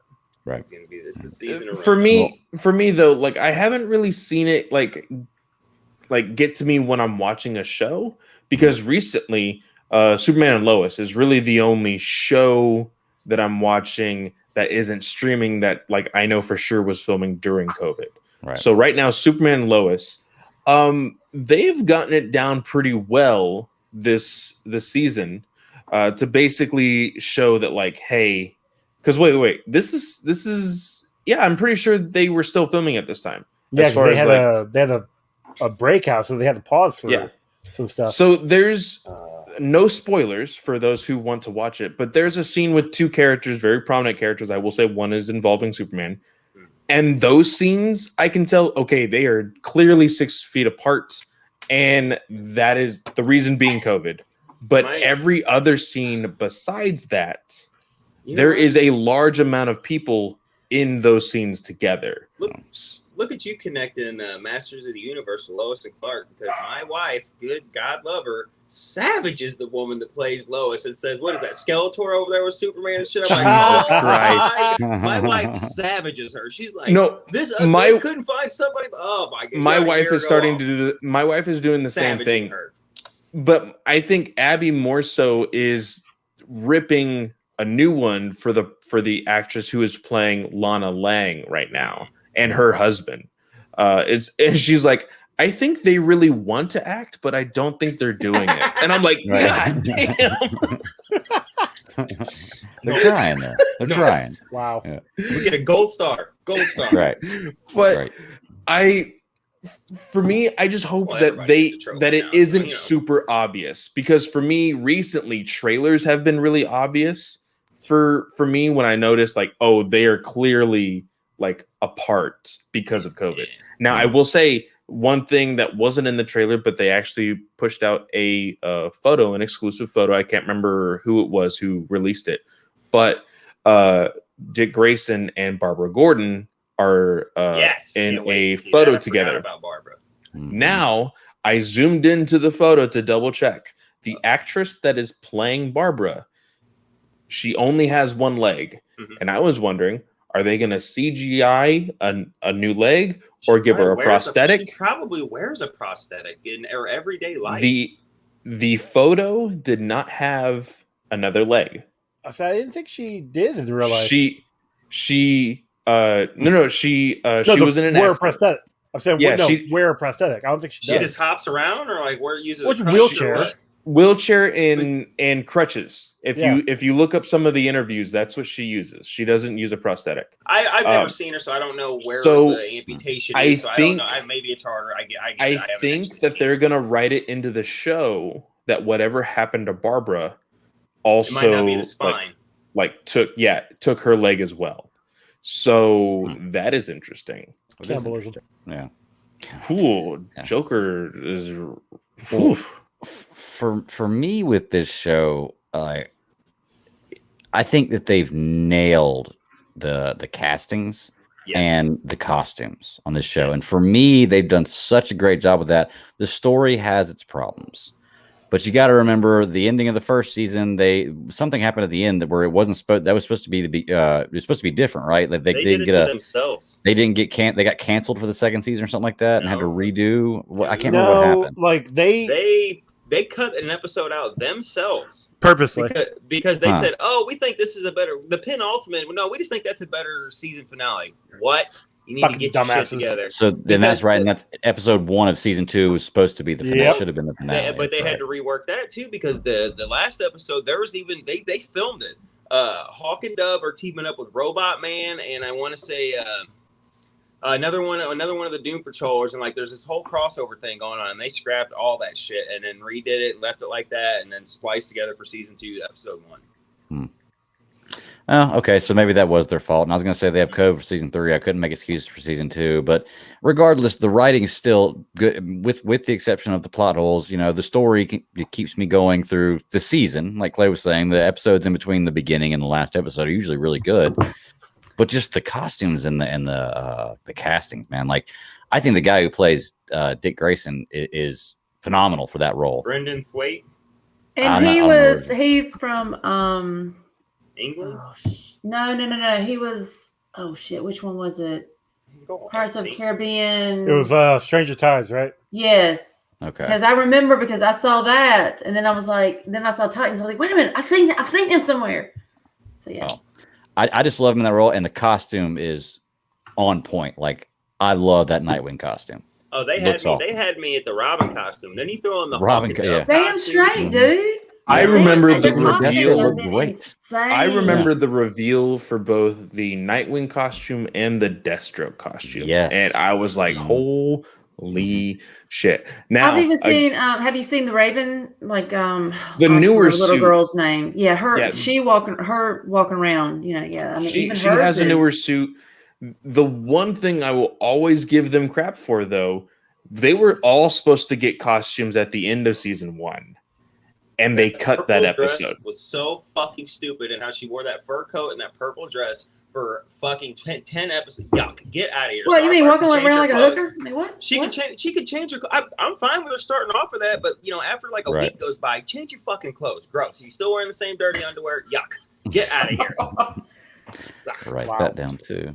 1 Mhm. minute, an hour, 9 minutes. All right. Yeah, but I mean, other than that, that's what gets me for this show. The action scenes some are pretty good, some are, but I'm just ready for some more Titans because I'm Me telling too. you that Me that too. shows, regardless of how shitty the season The finales middle have is always been, great. Yeah. It's always the lead great. up has been fantastic. The Mhm. story itself has been fantastic. It's just so can they recover? Is what I want to ask you. I'm Like, at in this this point, I don't season, can they care. recover? Honestly, I don't care because Okay. They I'm have like, to come out swinging. maybe they've had time to kind of reevaluate and maybe come up with something good. We said the same thing with season 2, and Tis true. Tis true. Well, I will say this for most of you who have stuck with The Flash. It had 2 good seasons Yeah, dude. and then went downhill for another 5. So that's all I'll say at I that. pulled the ripcord so long ago on all the CW, and it was mostly because it was like when I pulled the ripcord, it was like season 3 of The Flash, it was season 4 of Arrow, or I don't know, it was something. But like, and then Legends was getting all wonky, and so I was just like, I'm out. I threw my hands up, I washed my hands up, and walked away. I finished up last season of everything. I watched maybe 2 episodes of Batwoman, 1 or 2 episodes of Lois and Clark, and I'm like, I'm sorry, Lois, Superman Lois, and I'm just like, eh. I've heard nothing. I've heard no good things from Flash this year, so I will I've heard watch a good thing Superman Flash and for a Lois while. once all of it drops. But right now, I've only I watched think I will. the plot episode. I watched half of it, and I fell asleep. And I was like, whatever. We'll just rewatch. I'll just watch it when it all drops. I will. honestly, my plan will be just to watch Stargirl. That's probably all I'm going to Me watch too. this year. Okay, yeah, me too. Stargirl. I'm I really- am I'm not ready. convinced with that trailer. Yeah, With the, but with the I'm giving Stargirl it. trailer. Stargirl? So I'm giving The it story- the because the story's first Wait. season was kinda weird. good. Mhm. I'm gonna Stargirl give had- the second season. You know Stargirl what? had me. shot. It's got a The trailer. trailers already came out for the Yeah. second season? Yeah, say go yes. go. Let's find that. I'm pulling it up. Yeah, I haven't seen that. My biggest Dude, problem. I'm so. Oh my god, I'm so biggest out of the problem loop, with you that- guys. I'm embarrassed. I'm absolutely that embarrassed. trailer, you know what gave me cringe the first, like, watching it, and every time I hear it, I'm Green Lantern's daughter. Stop it. Say your fucking name. Don't nobody introduce stop it. Just say your Nathan, Yes, stop. that, Well, hold on. Okay, that- so- that is what I have the issue with with Jade. I She am probably s- says okay. she's Jade in the show, but in the trailer Okay, you need you're right. that I get it. that You're hook right. to grab them. When did You the know what? trailer come out? Yeah. 4 days ago, 3 June days ago. 14th. Yeah, Okay, that's why I hadn't okay. seen it. Okay, Yeah. yeah. Get Greg, off Twitter now and see this stuff. Y'all ready? Yep. Greg, Y'all expand Oh wait, that. damn it! I don't Expand think I that. shared. I don't think I shared the audio. Excuse me. All right, share. Nathan. Here we go. Aw. All right, so Stargirl season 2 because I loved season 1. Season 1 was great. Season 1 was No, great. I liked Expand it it, too. Greg. Do Full it. screen. Expand it. Full Awful. screen. Full screen. All right, let's do it. Reminds me of X-Men. I beat Grundy. Cindy Berman probably got crushed when the dish caved in. Tower Man Probably. in a teabag. Uh huh. The others could. What others? Court? Dragon King is dead. Tigress and Sportsmaster, they're locked up. We're the Justice Society of America. So they fixed everything. I've got a responsibility as Stargirl to stay vigilant. You got a responsibility to school. I think you're looking for trouble, Court. Seen a lot of the Wilson brothers lately. I know, we're gonna talk about both of them. Everything else in your life. Being a superhero doesn't mean that the rest of your life takes a back seat. It's about 6 finding feet apart. balance. Yeah. Calm down. Okay. So Oh Lantern lit shit! up. August is gonna be on fire. The So's Society July. chose me for a reason that goes beyond the Injustice Society. Good next couple months coming up. Who are you? I'm Green Lantern's daughter. Cringe, cringe, cringe. Why is he in Blue Valley? Yeah, I didn't like that either. Very bad. And that was fucking stupid right there. You don't What pull the hell that. was that? People like you. You don't reveal that until you freaking have it Until you on get the there. episode. Yeah, Like, I'll give you that. Yeah. Thunder. I do like this girl that plays Courtney. Free next day, only on the CW Okay. app. The girl, the actress that plays Courtney, she's there's just something about her that she pulls you in. You know what I mean? You just Mhm. want to root she for her. has You know? the heart of the character for sure. Yeah, yes, that's what it is. Mhm. Because you just want to root for her. You're like, yeah, Courtney. Like you just want to be there with her. You know? So there's a moment in that trailer right after she's like talking to the lunch lady or man or whatever, and like she's tying her shoe. You can lunch tell that it's green screen behind her, so she's The by lunch herself in that scene, like spread out between everybody. And then when you see her mom, and then you see freaking Pat. yeah, Pat. Can't. They're apart. Yeah. They're apart, and I'm just like, that's the trailer that I saw recently that I was like, oh, that was during COVID, like 100%. Yeah. I mean, I guess when you pointed it out, I noticed it, but it didn't really bother me because I guess in real life, people are 6 feet apart sometimes talking. So I mean, especially Whatever. I don't know. I guess we're touching hips. like I said, I noticed it now that you pointed out, but I probably would have never noticed it otherwise. To be honest with you, maybe I'm just not that observant. That's probably We know that to be the truth. yeah, that's probably the right? best case. We Yeah. do know that to be the case, honestly. But no, I enjoyed it, man. Like I said, I really enjoyed season 1. It's definitely my favorite CW show right now because it's the only Absolutely. CW show I'm watching. Yeah. I watched a little bit of Superman and Lois. Superman. I mean, it was good. It was good. I'm like Nathan. I'm gonna watch it when it all comes out. So we'll do it. All right, where Yeah. are we going next? Let's go into some shows, man. Unless y'all got something else you want to bring up. I mean, should I just ask the question now? Are you a hero or are you a villain? I mean, I'm just saying. Oh, saying, like, you know? yes, this conversation. Should I start out there? Are you a hero? Are you a hero or are you a villain? Because apparently there's some things that heroes don't do. You either Oh my God. die the hero and I'm a live long villain. enough to be. Yeah. You either die a hero or live long enough to see yourself become the villain. Let me actually bring up this article because we need to talk about this. Oh, did Greg, you see Zack Snyder Hey, and can you- David Sandberg's fucking thing today? Because those were great. oh yeah, Those are it great. was Hey, it was hey, great. Clay, when you find that article, can you send that to me? Because ironically enough, I'm recording our coverage of the season 1 of Harley Quinn tomorrow morning, and it was something we were gonna do anyway on a small screen rundown, but this just seems timely. So All right, Cindy, I wanna bring sending that it up to you when we now. talk. I Thank you. just sent it to you. So, Greg, I will go ahead and share this news with you right now. Yeah. Because you seem very confused as of what we were talking Oh, about. I can have bring no it idea up. what you're I can bring talking it up in a about. hell I get the lot. reference I'm you're summing talking up about. real So I'll there sum it was up real there quick. was a Variety article that came out just a few days ago. Justin Halpern and Patrick Schumacher, the two co-creators and executive producers for DC Entertainment on HBO Max, they created Harley Quinn, the TV series, the animated series, right? Mhm. So this whole article is talking about WandaVision, it's talking about Umbrella Academy, and it's talking about Harley Quinn. It talks about how these shows in particular show us different perspectives of superhero genres, right? So these guys from Harley Quinn are talking about how 57 like- right now is going, oh my god, oh my god, oh my god, we're doing this again. basically the creators of Harley Quinn are basically saying we love the show because our main character is a villain and all of her friends are villains and they just do villain things.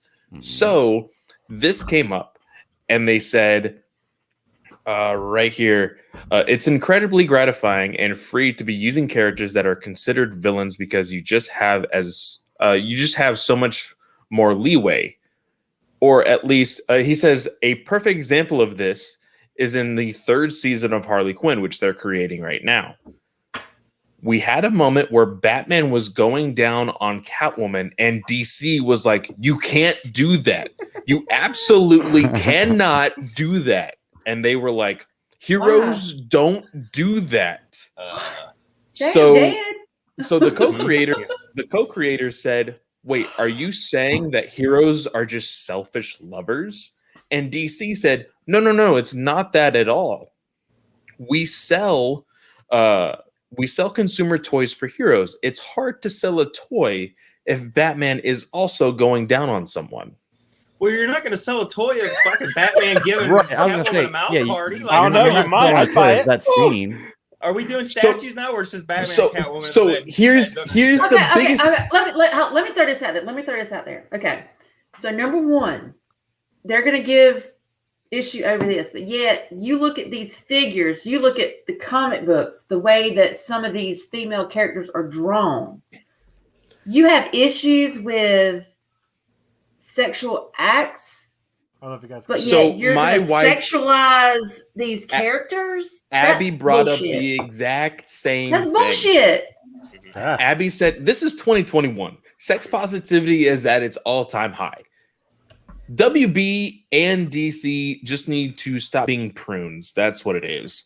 But prudes, not prunes. I was gonna say it's a prude. I was gonna say, what's a prude? It's a prude. Isn't that something no. A prune? No, if you not heroes apparently. No, if you look at the definition of prune, because I looked it up as well, and it makes sense. You're snipping branches. They both make sense. So yes, I made sure to look at the definition first before I said anything. But one of the biggest arguments that I have against this, 3 years ago, Joe, you know this as well as anybody. I'm sure Greg and Sarah and Nathan, you probably talked about it on this show when it made news. 3 years ago, there was a comic book that showed the outline. I get to grab my comic this time. The girthiest. There's a little shading on there. You can make out the helmet and everything, guys. Like, you can see helmet and everything on that thing. Yes. Got one. Yes. So do I. I graded mine at a 10. So I have a perfect 10 Batman Damn that is technically still worth, I think, anywhere from $650 to $750. Yeah, it's gonna be worth more one day too. $6.50. Damn. 600. You're rich. No, I know. But so this comic debuts. It goes nuts online. People lost their fucking mind. People were willing to buy this comic on eBay for $400 each at one point. You know why? Because the people who were, quote, outraged weren't even fucking people who read the comics anyway. Exactly. They just found something to latch onto. Fucking. And I have a question for you. Do you think Batman toys at all diminished the days after this incident? No, not at all. If you go to any store right now, any online store, and you type in Harley Quinn, the animated series toys, there is literally only one thing that is for sale in that, like on that subject. And that is a $40 statue. That is not a children's toy. The market for this show is adults. Yes. Which means the adult humor needs to be there. Right. Well, it's just like with the comic. The name of the comic is Batman Damned. Like it's like are you going to give that's the difference because isn't that the giveaway right there? This is the Harley Quinn show. It's named Harley Quinn. They actually named the comic Batman Damned, and sales didn't, toys didn't go down, nothing. Like it was actually associated with Batman. And I know Harley's associated too, but she's her own character. You know, she's her own woman now. She does her own shit, her own comic singles, and not, you know what I mean. She's not always in the Batman universe, but it's you know what I mean. Like you literally attached, Batman Damned, and then you showed little Wayne down there, and then the toy sales didn't go down. The fucking Earth didn't stop rotating. But now because Batman wants to give Catwoman a mouth party, it's like the world fucking stops. We can't do that. Nope. The voice actress for Catwoman in the Arkham games disagrees with DC. Most of the people around breathing disagree with DC. No, I shared a photo with Nathan about this Rule 34. Greg, Yeah, don't look by it the up way- right now. By the way, no, Don't- I want to rebuke this because We can't share that. Travis was on when you were bringing it up on DC Alliance. He's like, you were like, I shared it or we're talking with Nathan about it. He's like, oh man, don't get me canceled. So hey, for the record, Dix, I had no idea what Rule 34 was until Clay put it up there. And just to be, Clay's a lot more like me than anybody else would like to admit on this fucking network. So That is so true. I might get canceled, but Clay's gonna be the next one that gets canceled. F all of you. So, just in case anybody doesn't know what Rule 34 is of the internet, Rule 34 states that if there is a subject that exists, there must also be a porn parody that exists. You know what's funny, Clay? Is that you were giving me crap the other day for sharing a Stefan Sejic picture of what's his one guy doing this, and here you are talking about Rule 34. Every chance you get. Sejic loves Rule 34. I'll tell you. Oh that no, right I now. know. I know. So I will say this, and then I have to go because dinner is ready. Yeah, and my wife just texted me. Well, but... this subject is hilarious. It has become a meme. People there is actual DC artists that are going out of their way to create Rule 34 Rule 34 content and put it out on Twitter, Facebook, on their Patreon so people can buy it. Like, this is freaking hilarious. Yeah. I love it. And there's nothing DC can do about this, at all. No. Well, you know what we should do? We should start the hashtag Let Batman Eat. Well, no. So there is a hashtag out there. Let Batman Eat. the hashtag that is out there right now is also the title of a petition that you can sign for to let DC make this happen. It is Let the Bat Eat the Cat. That's a little more specific. Yeah, but okay. It is very specific. Man. But I could not stop laughing when this thing. That's great.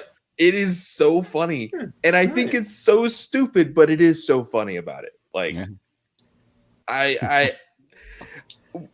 I was really surprised that Abby wanted to even talk about it when I brought the subject up, because she normally doesn't talk about that stuff.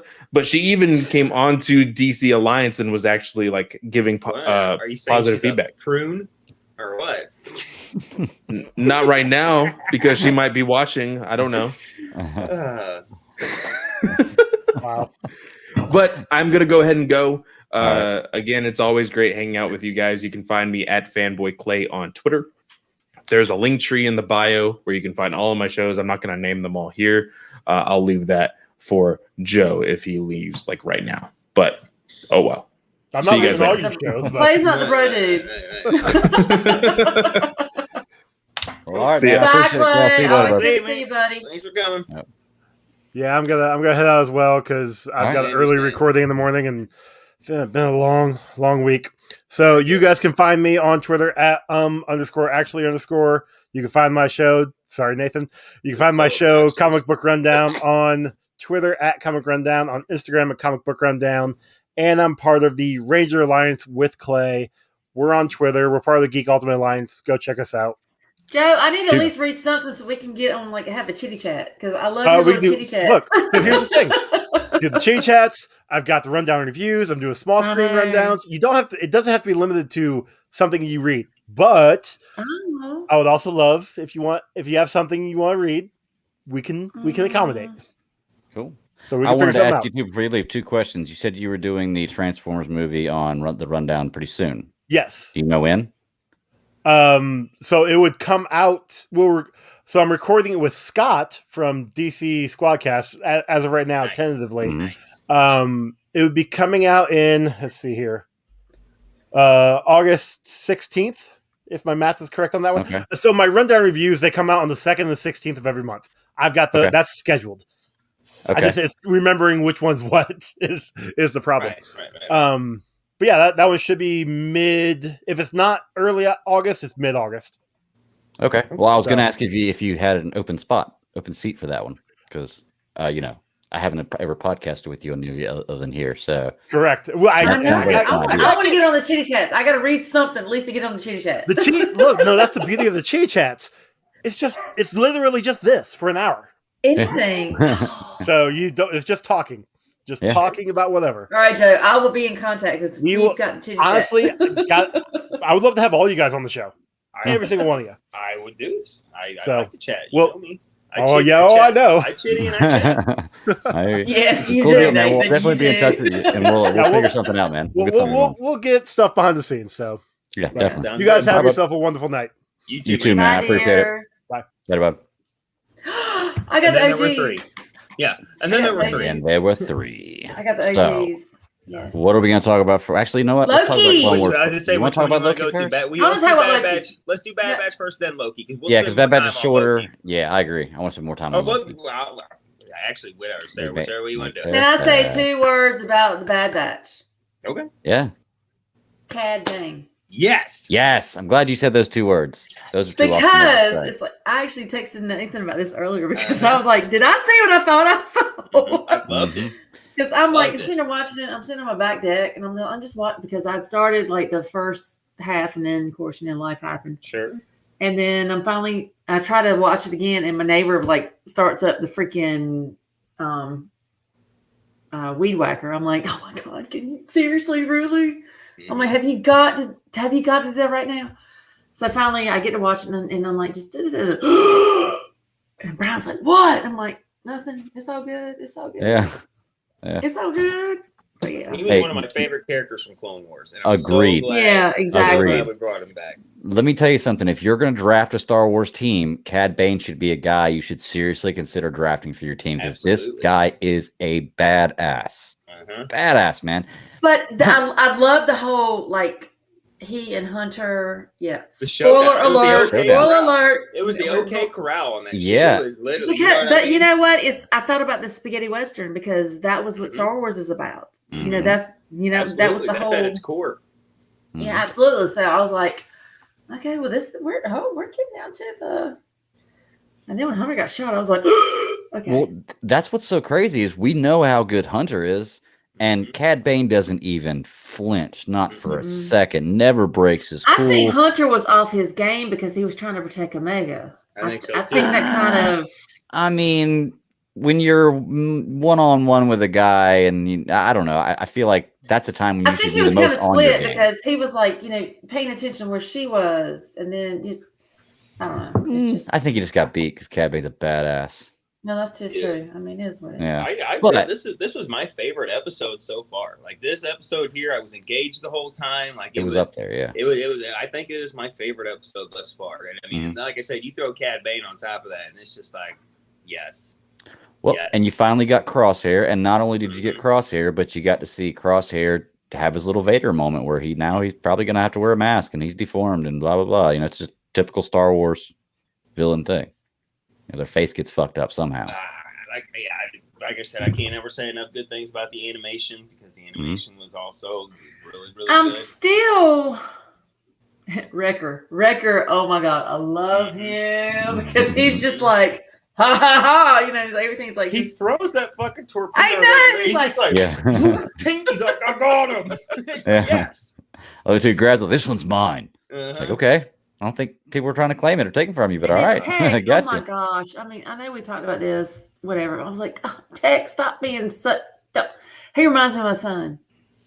I don't think my son's on the spectrum, but damn, sometimes I really question that. Yeah. Because he's so to the point. He's so literal. I'm like, seriously, dude, really? Really? Well, I can't remember what he said in this episode where he explained something and somebody said something back and he was like, I couldn't have explained it any clearer. And I'm like, well, I guess you could. I mean, you did explain it as clear as you could be, but I mean, I don't know. I guess people are used to having more emotion and not as much technicality in what you're saying. Because he was right. He did say everything. It's just, so what'd y'all think about Crosshair's return?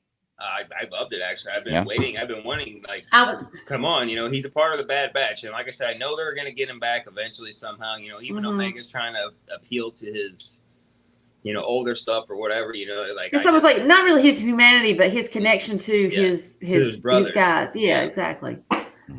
So, I mean, that's something that Katie and I, because Yes, I was on Star Wars Live. Yes. Sarah filled in for me. I went to a water park last minute. Took my son to the water park for the first time last Sunday, and he had a blast. But that's cool. That's fantastic. I was so excited to actually talk to her about a lot of stuff. Yeah.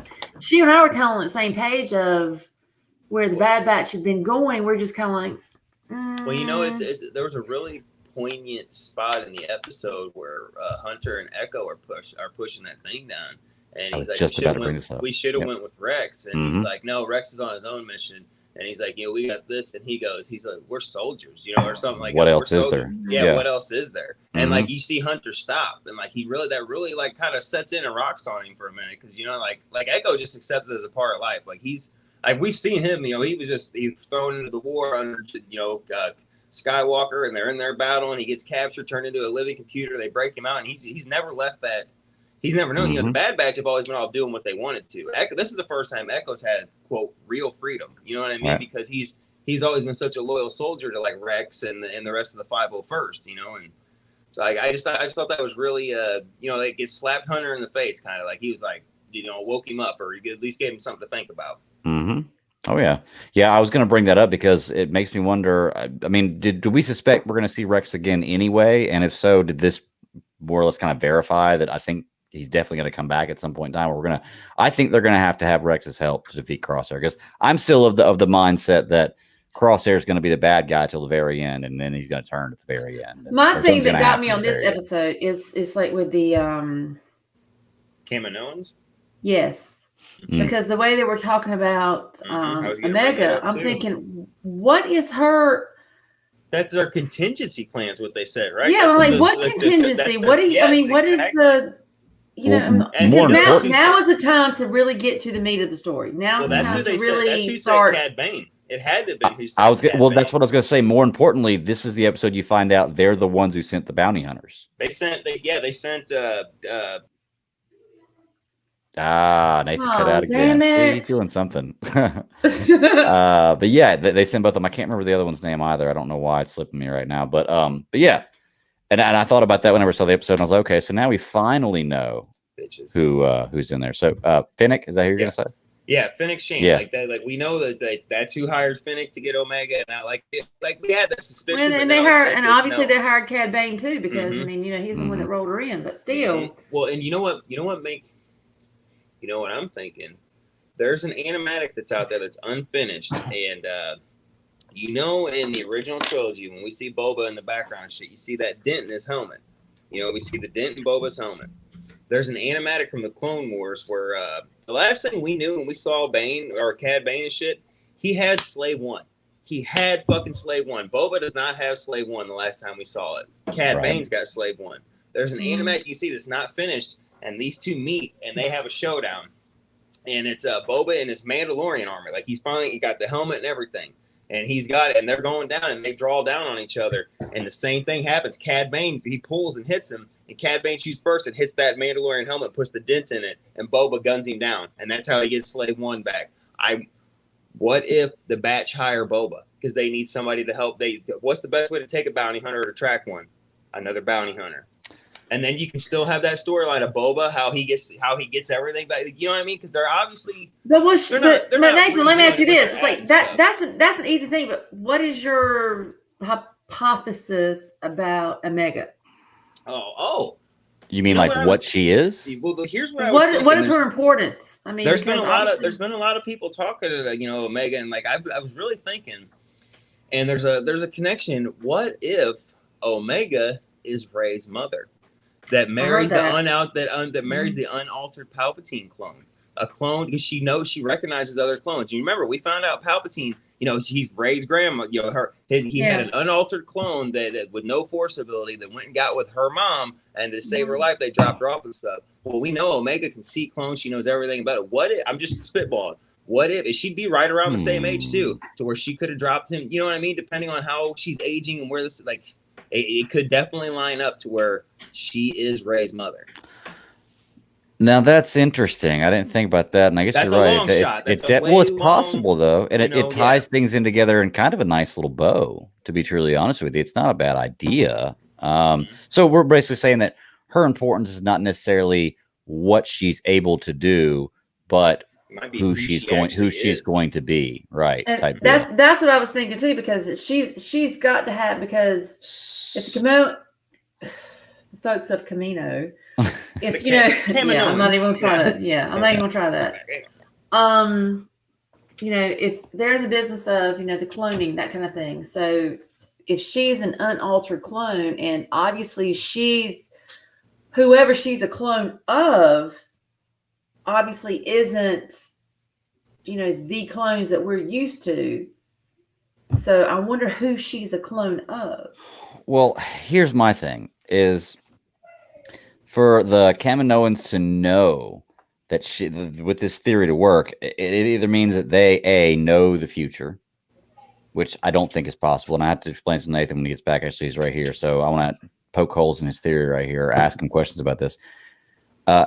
Hey, Nathan. So your theory about her being Rey's mother, I like the idea of it, and I think it could work, but it would have to mean one or two things. It'd have to mean either A, the Kaminoans can see the future and know this, or Rey being born and her existence, the entirety of it is from the Kaminoans. Like, maybe their plan is to take the Palpatine clone. That's what I'm saying. I don't know, because what's the contingency? I mean, I don't think they're planning. I think the Kaminoans are planning for their own survival. That's all they care about. But why would she be so important to them then? That, for whatever reason, I'm not saying the Kaminoans, like, they're. I think because we see she's a very free spirit. Whatever happens by the end of this, and she either, if the batch dies, she goes off, does whatever. When she grows into her own person, because she's such a free spirit, she's gonna fall in love. She's not. And like I said, this is just my main theory. I don't think it's the Kaminoans seeing into the future and being like, oh, we need to create a Rey Nobody Skywalker, whatever. My point is, for them saying that contingency, what was the plan before? I don't know. That's what I'm saying. It's like, I wonder if that's going to come into, if that's going to come to light.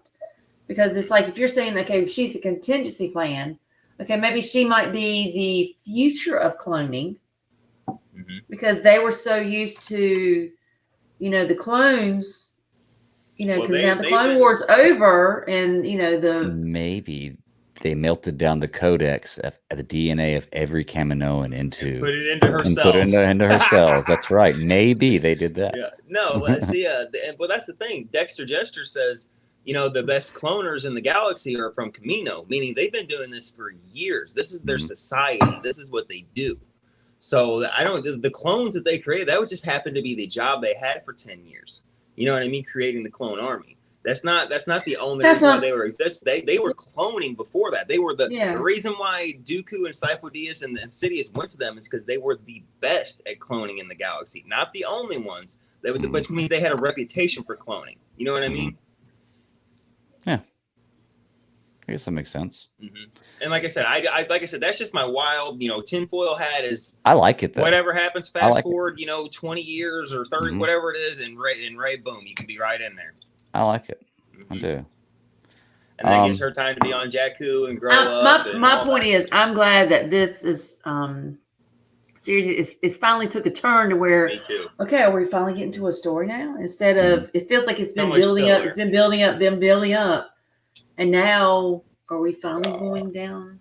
It's like it's like a roller coaster. It's like you're going up and up and up and up. Have we finally hit that where we're gonna? I don't know. The fun part, you mean? I'm not sure. We're gonna find out. I say it's the show's getting better. I don't know if I'd say this is my favorite episode, but it's up there. It's definitely top 2 or 3. I still think the opening, the first episode was really great. But it is getting better. I'm liking it more. I like on this one, you get to see Omega training. She's working with ordnance, and they're teaching her all this different stuff. That's pretty cool. You can see that they're working with her to get better. I like that, and that's what I wanted to see. Character development, yes. They're showing it to me. Be a hot shot right out of the gate at 10 years old. Like,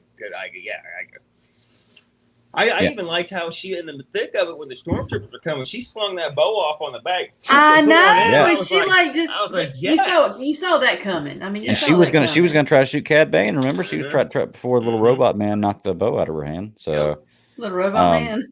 Yeah, I don't know what the thing was.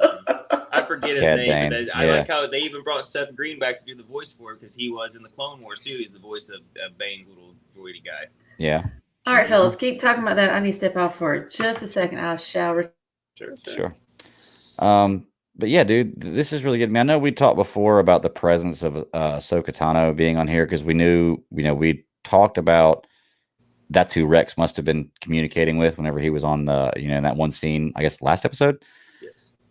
I know that the others said they didn't want to see or bring Ahsoka in might not ruin it, but maybe it's too much Ahsoka or bring away from the Bad Batch. I don't think we're going to see Ahsoka like as far as in a battle or in person, but there's Maybe going to be hologram. a presence of her. Yeah. I think there's definitely going to be a presence of Ahsoka because they're trying to build up her, I guess, to a more mainstream crowd now as a bigger character, because especially with the show coming out, being on The Mandalorian and everything else, I'm excited for that because I think, any Ahsoka is good Ahsoka. So I'm sure we're going to get a little bit of that. So I am an Ahsoka fan. Like, she is one of my top 5 characters, you know what I mean? If not top 5, top 10, she is up there. She is one of my favorite Jedi, just playing characters, whatever you want to consider, throw her category. Like, she's just one of my favorites, like I love their character. I like Rosario Dawson's version of her. I just want him to get that Liku right, and make it as long as it should be, her head tails or whatever. Right. Once they master that, like, I think I'm still kind of mad that they didn't have oh god, I can't, what the hell's her name all of a sudden? Their voice, Ashley Eckstein. I still would have preferred her voice coming out of Rosario Dawson's mouth, but whatever, that's something I can get over. Yeah. I mean, things have got to change eventually. Sure. She deserved to do the job, but she also has done a great job in everything else she's done with it. So I'm trying to think. So we're going to see Rex again. Dang it. There was one more thing I wanted to maybe. I think we will. I think Rex is going to have a big part of helping the Bad Batch out towards the end, to be honest with you. Like I said, I still think Crosshair is going to be the bad guy until the end. And it's going to suck because they're going to bring it to the point where he's going to be talked down, which I hate watching a villain get talked off the ledge. But they're going to say, give up your wishes. And all this other, oh, wait, never mind. Sorry. We're in the wrong franchise. But yeah, I mean, it's getting better. We're going to continue to watch it. What do we got? There's still quite a few episodes left. Like, what, 10 episodes left? It's a 16-episode season. This is the 7th or the 8th episode. Was this 8 or 7? It was one of those 2 7th. Either way, we're at like the halfway point. We are at the halfway. So things are starting to develop. We're gonna enjoy continuing. Like Sarah said, I think we're finally on the main story now. I don't think it's so much fluffer, build up, filler, whatever you want to call it. I think now we're going down the hill to the actual story. Have an objective, exactly. So, all right. Well, let's get on talking about. Yeah, let's get on. Oh, I remember what I was gonna ask you before we move on. Did you notice that all the scrappers have like Kylo Ren helmets? I know, right? What's up with that? They look just like Kylo Ren helmets. And when I saw them for the first time last episode, I thought, oh, well, they're more than just scrappers just because of that. But no, they're just scrappers that just happen to have the exact same helmet as Kylo Ren, which is weird. Are they like the Knights of Ren? I mean, that's what I was kind of thinking. I was like, what is? But all right, well, let's move on. Let's talk about some Loki. Sarah, you were super excited about this. This is a great episode. Of all the MCU shows that have come out, 2 episodes in, this is by far, hands down, my favorite. Okay. You guys, when they announced Loki over this series, I was like super excited because that was like, that's my dude. That's my dude. No matter how villain, whatnot, that's the reason why I like it. And I've said this many times. Infinity War, 3rd time is the only time I could watch it and not have my eyes wet. Yeah. Did you cry when they showed it in this one, or when you heard it in this one? And you had to watch himself die. I got a little verklempt. I didn't sweat, but I was just like, I puckered up a little bit. I know. But I actually got Brian to watch it, and he's one where he wants to wait until. That's kind of what we did with Falcon and Winter Soldier. We waited until it kind of went on so we could kind of binge a little bit. Right. Yeah. So I saw Loki, and like the first episode, I was just like, "Oh my god, this is gonna be fantastic!" Because for some reason, I completely forgot Owen Wilson was in it. I don't know why. I mean, it's just one of those brain farts where I knew because I'd read about it. Because honestly, if I'm not mistaken, Tom Hiddleston actually pitched it to Wilson and was like, dude, you've got to do this. This is what we've got to do. And that's how he came into it. Yeah, I think we talked about it. But the first episode, I watched it and I was trying to, I'm like, of my other crowd. I was like, we need to watch it. So Wednesday rolls around. We came home from vacation and like that night, I was like, okay, it's a new Loki. We got to watch it. So we watched it and Brian's sitting there like this. Mm-hmm. Oh my God. He even told me today, he's like, damn you, Sarah, why did you make me watch that now? I want to see episode 3. I'm like, well, you have to wait till Wednesday. That's what they do to you. Yep. But I really love the interaction of Hiddleston and Wilson because I just think they're really playing off of each other because, like I said, and I think I said this, last week it's Owen Wilson. He feels like a Coulson, but not. It's like, he's following the rules, but yet he's still kind of like a little rogue entity. Mm-hmm. And then you're bringing Loki into it, and Loki, any version of Loki, I'm all about it. I'm all about this. Tom Hiddleston. Yes. There you go. I don't care what he's in. I'm like, oh my gosh, he's just fantastic. But this episode was really interesting because you got to see more of the interaction where, is it Morbius? What's his name? Yeah, Mobius. Yeah, not Mobius. Mobius. Is it Mobius? Mobius. I'm gonna say Mobius, not Morbius. Mobius. It's like he was like, especially when Loki was like, yeah, well, here's the thing. Well, he's like, I see through your bullshit, but it's perfectly fine. Mm-hmm. So yeah, and not to spoiler alert, but getting down to the end of it and seeing like I remember seeing that, it's because like the Loki thereafter comes in different forms. Mm-hmm. But the Lady Loki just threw me off. Hashtag I called it. Yeah, I was going to say. Nathan said that. I could tell it was like something that was slimmer. That that's what I said. The silhouette gave it away. And like, why? If it's just a Loki, if it's just Tom Hiddleston playing off Tom Hiddleston, you're not going to keep him in a cloak like all mystery. All Kai Loki. That's what I called him. Kai Loki. Look like Kylo Loki. Well, I want to give. I listened to Marvel Alliance, and Brent and Brock joined with Chris and them, and I'd said that I called it too, and they were like, well, did you hear or did you see the way she used her powers and it had a green hue, and Loki said that she enchanted them, and it's a woman, so we think it might be the Enchantress. And I'm like, well, it very well could be like a Mora the Enchantress. And man, I don't want to sound like such a dick, but if that woman is playing a Mora, you could have found a better fit, because I know nowadays it's a thing to ugly women up and fatten them up and change them or whatever for the comics, but Mora is a very good looking character, and this lady is, I'm sorry, but she's not a supermodel. But not that I am either. I'm not saying I am either, but like she's not a. I think you are. Yeah, she's just like, if we're playing a more, like, we could have got a, such a basic guy, whatever. Fuck it. We could have got a more attractive. I'm just gonna say we could have got a more attractive lady to play her, because if she's supposed to be the Enchantress, like the Enchantress kind of uses her beauty as well as her manipulative evil shit. I don't know. I really do think it's just Lady Loki, because they showed us in the little hologram thing. They showed one of them where he looked like the Hulk Loki, and another one where he had longer slim face, and another one where he was this guy. Like, I really do think it's just Lady Loki, because she's just that's what I think they were doing. They wanted to have their cake and eat it too. Like I said, there's a reason they went to comicbook.com or Variety or whatever to have them put that article out, because that's exactly what the fuck happened. Marvel reached out and had their team tell them to put that article out saying, oh, it's not woke if Loki gender fluid or whatever. That's from the Norse mythology.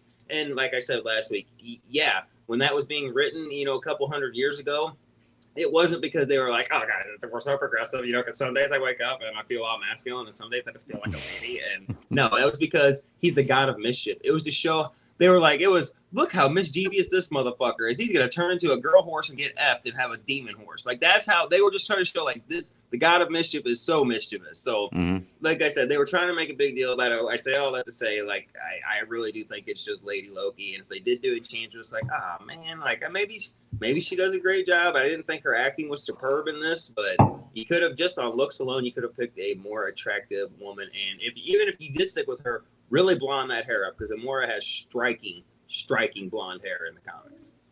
It could be Mephisto. Yeah, it could very well be Mephisto. Everybody's Mephisto. No, I haven't had a chance to listen to the Marvel Alliance yet, and I don't. It's possible. You know, that's three smart guys that know their Marvel. So I mean, it's very, very possible what they're bringing up. I'm more on your side, though. I don't want it to be that. I just kind of want it to stay, a Loki thing. I was thinking today, do you think that this show is possibly how they introduced mutants into the MCU? No.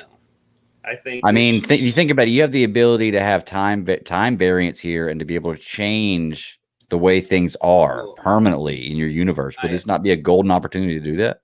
No, because I think this show, like, there's a reason why they're showing us the timelines, and especially in this episode where it just showed the branches going and exploding off of there. What is the name of Doctor Strange? What's the sequel called?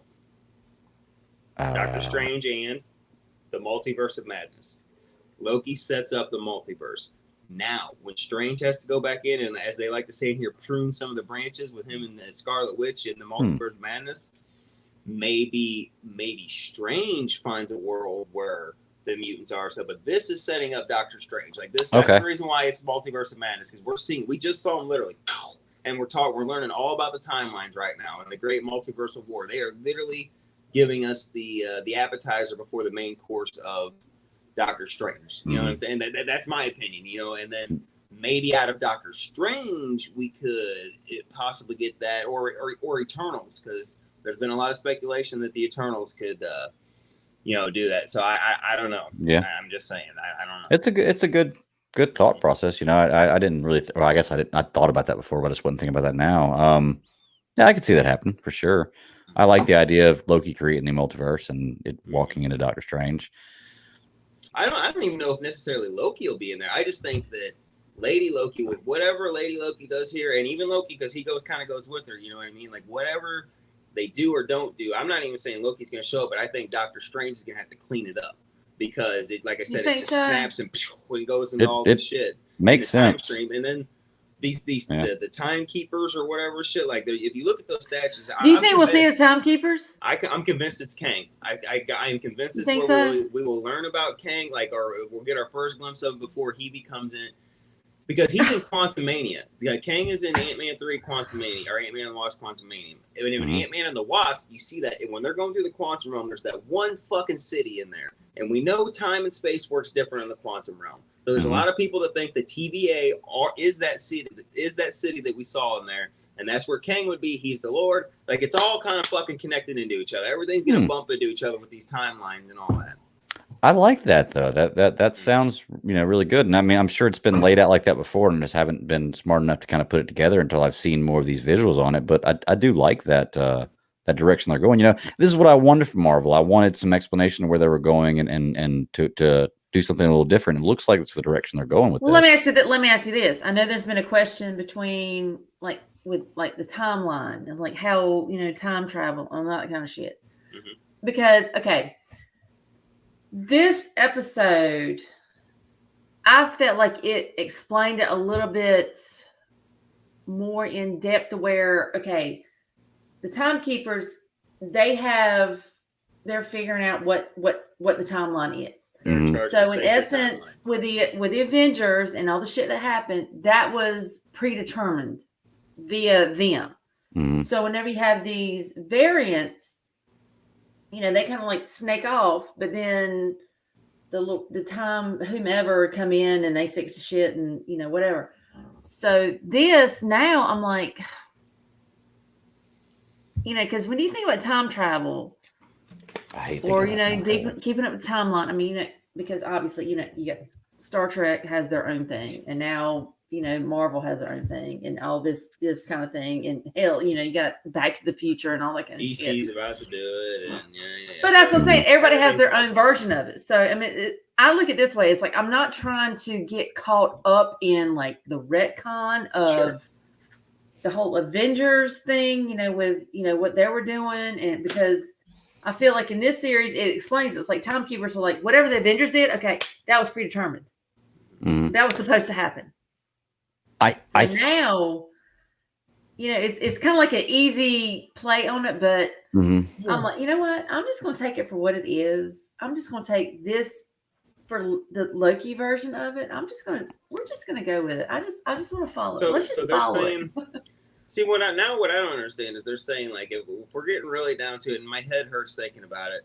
So, fucking Steve Biden, because I swear to God, fucking old man Steve looks just like Biden. Fucking, he's off in 1947. That's where he stays and hangs out after he puts all the stuff. And then we see him give the shield to Sam. So would he or would he not create another branch off that? Or does that mean that literally the entire time he was just sitting back, and when Peggy's got Alzheimer's in the hospital, he just never goes to see her? Like, you know what I'm saying? When in Winter Soldier, Steve goes in to see it and she meets him. And, oh, God, Steve, I haven't seen you forever. So technically, is Steve just living in another timeline? You know what I mean? So that would be a branch. Why haven't they proved that? Why hasn't that been snipped? They explained a little bit of that. I mean, not that specifically, but I think they hinted on that slightly whenever Loki was talking to Mobius about, like, he was the salad scene where he's doing the salad, and this is where they discover about the apocalypse, which I thought was great, and I love the way they explained that. When he describes it as when something happens, it causes a chain of events that cause a branch. So something different could happen, I suppose, that doesn't necessarily cause enough chain of events, because he says it has to cause enough for them to branch off to create a branch. So maybe you could say, and I hate defending this because time travel still wishy-washy for me with you. Yeah, exactly. Maybe you could say that Steve Rogers just existing as a normal person didn't change enough to create a branch. But timekeepers may have been like, this was what we wanted to happen. That's how I interpret it. True. The whole Avengers shit, even with the Ancient One describing how it worked, if Steve Rogers went out, lived his life, you don't think the time, whatever the freaking thing was the called, lizards that he's talking about, you don't think they would have come and fixed that shit? Well, here's my thing. Based on what we're learning now. And I think they're kind of hinting at this. I think you're going to see, and what solves all this is this lizard story timekeeper is all BS. And they're going to discover that it's none of that's true. Maybe they existed at one time, but they don't anymore. But they don't anymore. I think that's what's going to happen. The lady in the office is the actual big boss, and she's the one keeping the timeline. Well, the thing that threw me off about, like, her office, it's like, if you look, it's like you have these statues back there. I'm like, are those the timekeepers? Those are supposed to be the timekeepers. They're statues. Why the fuck is there in her office? I mean, what the hell? She's the head of the entire TVA. It makes sense. But no, I think they're going to discover that. And, the conversation with Mobius and Loki in this one, where, these talking about how silly your past is, and how Loki's like, no, that makes total sense. And they describe it as, well, this is real because it's what I believe. And, he's like, well, fair point. And they start to go on, and he asks him about free will. I think what they're hinting at is that I think that everybody in the TVA or in Mobius and everybody's going to realize that they're being fed a bunch of BS. That maybe this did happen at one point, but it's not like that now, Did Mobius say that he was basically created to work within the TVA? He had, what did he say? It was the name of the first episode, something purpose. Glorious purpose. Glorious purpose. He said that. He said, I have glorious purpose. He's basically born into this world, this job, and that's what he's... But my question is, where in the hell are they? That's what I'm saying. I think they're in the quantum realm. I think it's that city in the quantum realm. I think it's that, from Ant-Man and the Wasp, I think that little city that you see when, I don't know, I can't when you look out the window, it's like going through, or if it's Star Trek looking shit. I mean, it's I'm pretty sure Star Wars looking shit. Hank goes to get Janet, and you see that one city right there. That's what I mean, because we know in the quantum realm, it's outside of time and space. That's because obviously if you're saying that, you know what like I mean? the time, like the Infinity Stones have no effect in the quantum realm. Yeah, I apparently. mean, Well, they're you know, like There's no I paperweight. heard magic in the another. quantum realm, apparently. Yeah. Well, I heard another good theory too that, maybe the reason why they have so many Infinity Stones laying around in a drawer is because they were pulled out of timelines that they pruned, so they don't work anymore. So if you go to a timeline and they're there, you can, like, let's just say you go to a timeline where it messes up and like Thanos does whatever and he goes off and escapes world, but they have to go get him and they pull the gauntlet off and bring it back with them there, but they prune that timeline so that shit never happens. There's the stones and they wouldn't work anymore and you just have them. Like, that's just an idea I heard somebody toss out. Yeah, I didn't think it was not a bad idea. It was terribly off base. It may be something you never know the answer to, and you can't say it's wrong, but that's not a bad idea. Yeah. I liked in this one that you got to see the actual effects of, like, what do they call it? The reset thing, the time resetter or whatever it is. You got to actually see it work. That was pretty cool. This episode is just really, this show 2 episodes in, man, and I am totally digging it. I love this second episode. I just really love that because a lot of exposition. You got to see Loki's personality. Mm-hmm. And Mobius, he was like, dude, I see through your bullshit. It's like, it's great because, I mean, but then again, he did figure out how to find the Loki variant they were going after. Mm-hmm. Well, he naturally would, because I guess that's what he said. That's where I'd be. So it's the best kind of mindset, because even though I guess they're different Lokis, they still have somewhat of the same mindsets, or it's easier to catch. I'm interested with the concept of the end of time. I think that's going to come into play as we do this. Huh? That's classified. End of time classified. Yeah, Beginning exactly. time classified. But this show's just really, dang, man, I hate that. That's why I try to write stuff down that I remember as we're talking, and then when I don't write it down, I always forget it. So, but where do you think it's going? Like, the episode walked away or ended, and Loki. I want to know where she sent all those time resets, because not only did she set the charges, she opened those little doors under all of them. They all went, and I don't believe that was at random. I believe some of them might have been at random, but I believe there was at least 3 strategically put in there to strike somewhere for something. Right, and remember, she wasn't trying to not trying to destroy or take over the time lords or lizards or whatever the hell they are. So I wonder what her motive is then. Just to wreak havoc and create hell? Maybe actual free will. Well, that's actual free will. See, and that was the question that Loki had, because he's like, well, if you have these That's what I'm saying. That's what I mean. Maybe that's how it's free will. Is free will a real? Is it real, or is it just where you have an illusion of free will? Exactly. Well, you know how everybody's all about subverting expectations and stuff. Now, what if we think it's Lady Loki, she's the villain, but no, we find out she's actually the good guy in her own right, because she's trying to do the right thing, and the TVA are the cunts. You know what I mean? Like, absolutely, it could be that way. Yeah, I mean, it definitely could. Kind of like Umbrella Academy. Sure. Yeah. I think they took a lot of notes from Umbrella Academy for this series. Not that they copied it or anything, but there's a lot of similarities in a lot of things with it. But you can only tell the same kind of story so many times or so many different ways. But the visuals for this are amazing. Absolutely love the visual in the show. I'm about to go back. I want to get a snapshot of that city.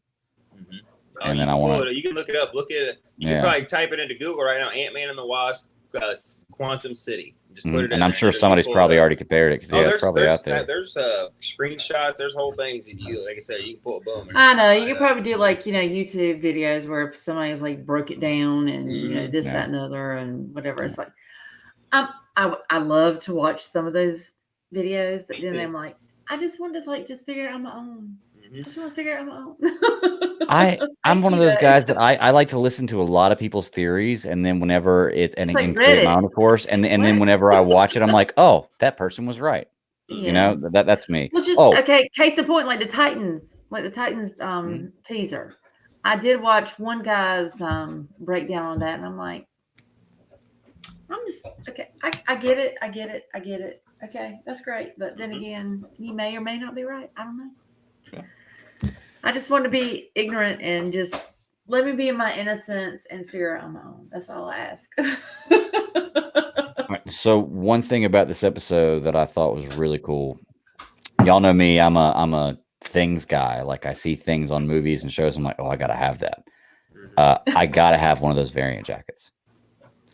I thought that was so cool. I was like, oh man, I would walk around with that variant jacket all the time. It looks awesome. I'm going to get one. I'm sure it's going to be on sale or somebody's going to make them. Oh yeah, I'm going to get it. Love the variant jacket. I love that he has to wear all the time. He's like, huh, subtle. You know, like. Well, that's the thing about it, because when he like opened it, like he pulled it out, he turned, and it's like, oh yeah. I'm like, yeah. He's like, cool. It's like, what? Epic timing. Yeah, my son wanted to let you guys know that he like totally enjoyed it. I guess it was like the first episode when Loki got smacked by, I can't remember her name, that one chick, but she was like, yeah, this is like in slow motion, but you're like feeling every single thing, and his face is all like, yeah. Yeah, that one was on the trailer. I like that. Yeah, they did a really good job Just with wait, that Nathan, because when your son gets to be my kid's age, I know. Just wait, my friend. Just wait. But yeah, mine are already there. They're just in the other room. Okay, since we talked about Loki, you guys have anything else to say about that? I'm good. Nothing. Other than, is it Wednesday next? I mean, right. I'm ready for Wednesday. Yep. I just want to throw this out there real quick, and Greg, I kind of threw this at you too. Sure. I saw a Picard little teaser trailer. Have you fellas seen that yet? I have not. I know you watched season 1 though. We're about I know. But I saw that, and the whole lead up to that is because, Nathan, you know who Q is, right? I think so. Next Generation, Q, he always aggravated Picard. I think so. Yeah, I'm pretty sure, because I know Next Generation. John Delancey, if you saw him, you know. Okay. Yeah, I would say if I see the character, I'm sure, absolutely. Well, the whole point, and for the yeah. So, Greg, whenever you have that queued up. Mm-hmm. Oh, I'm letting you talk before I start. Good. Okay. So, the whole thing, it's been like forever since we saw Picard. Mm-hmm. We're leading up to the second season, and everybody's all excited about that. Well, the whole thing was Q's coming back. John Delancey was going to come back. Well, now seeing this teaser, it has been so. Yeah. Yes. Good deal. Be quiet, guys. What are you talking about? Come on. I haven't got the opportunity to watch season 1 because it was on Paramount. Paramount Plus. Yeah, now it's I didn't like have it at that time. I do now, so I'm gonna try to go back and watch season 1. But it's interesting, Greg. I think Picard is one of those series where even if you didn't watch Next Generation, I mean, you know who Captain Picard is. Everybody, I swear, everybody knows who Jean-Luc Picard is. Mm-hmm. So a lot of this happens like after Nemesis. Assimilated to the world. Okay. Well, not necessarily. I mean, it's because a lot of the books and everything I've read, it says after the events of Nemesis, blah blah blah. Mm-hmm. So that's where a lot of it starts. But if you want to go ahead and start the teaser, go ahead. Let's do it. Trailer. All right. Here we go. I'll throw some.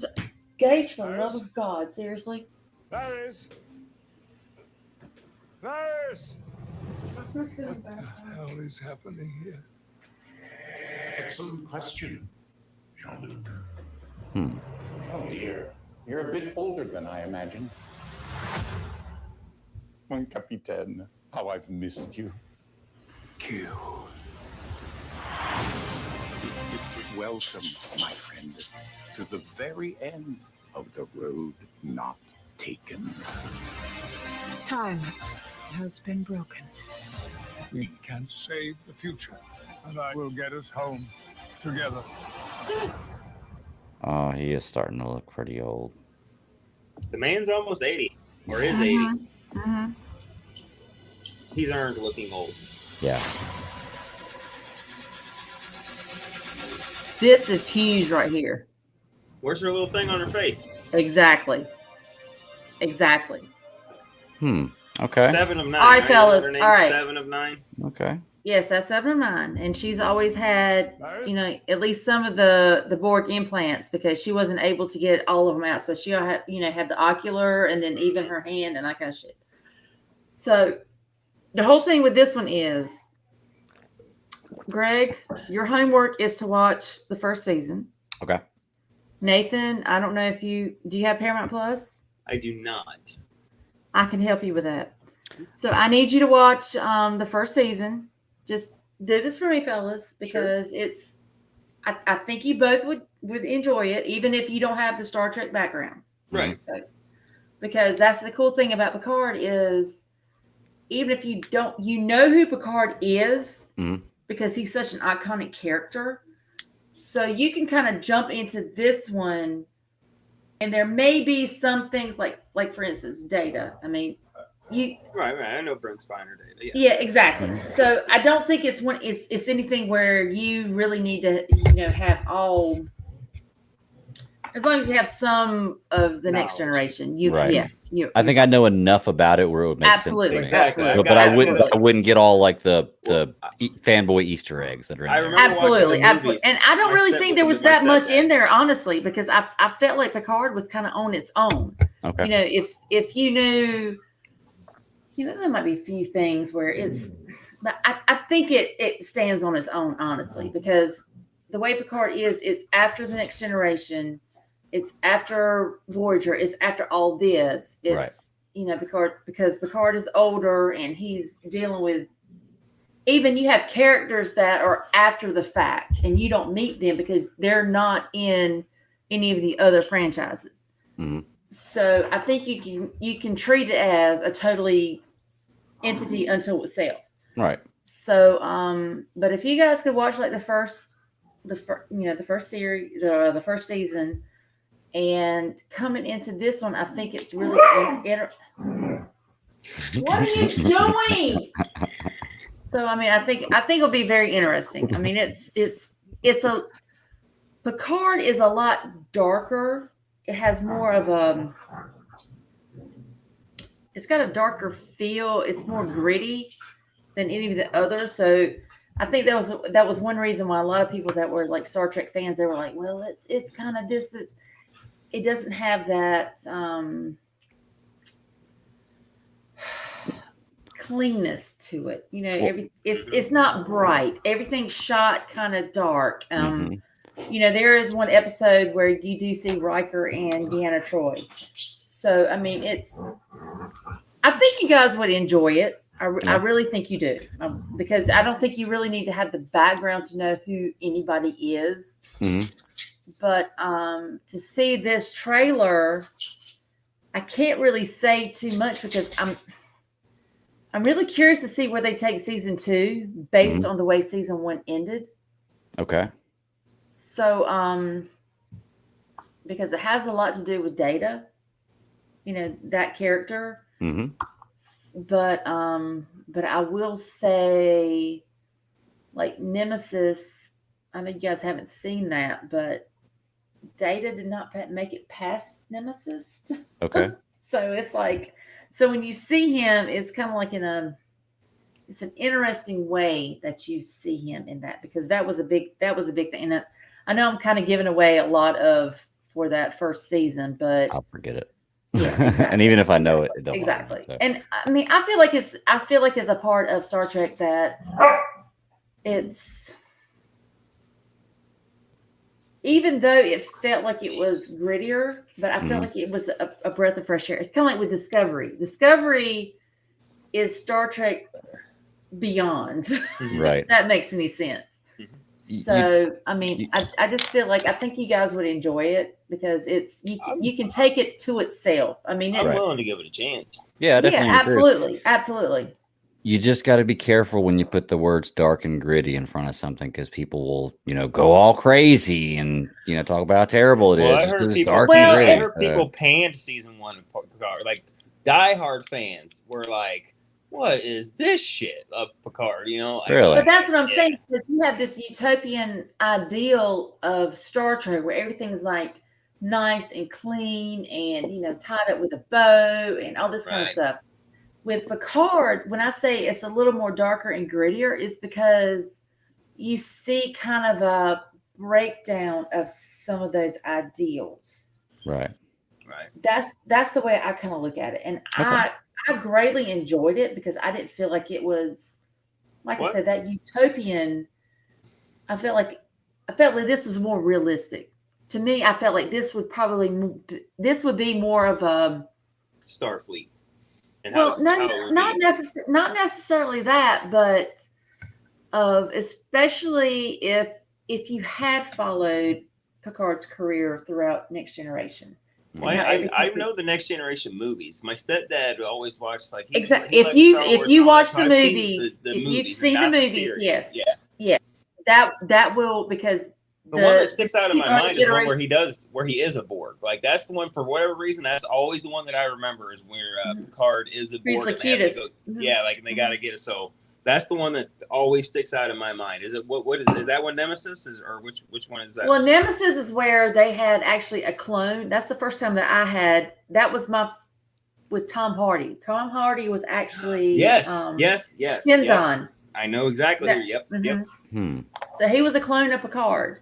I watched that one. It was on Pluto. It's like a free channel the other day, and it was all the like books 2 months that I ago have ever read. Is all the books I have ever read with Star Trek. It always starts after the events of Nemesis. Okay. Because that's kind of like the starting point for this new universe. Well, because it leads up to that, and because at that point, it's a big. Because everybody.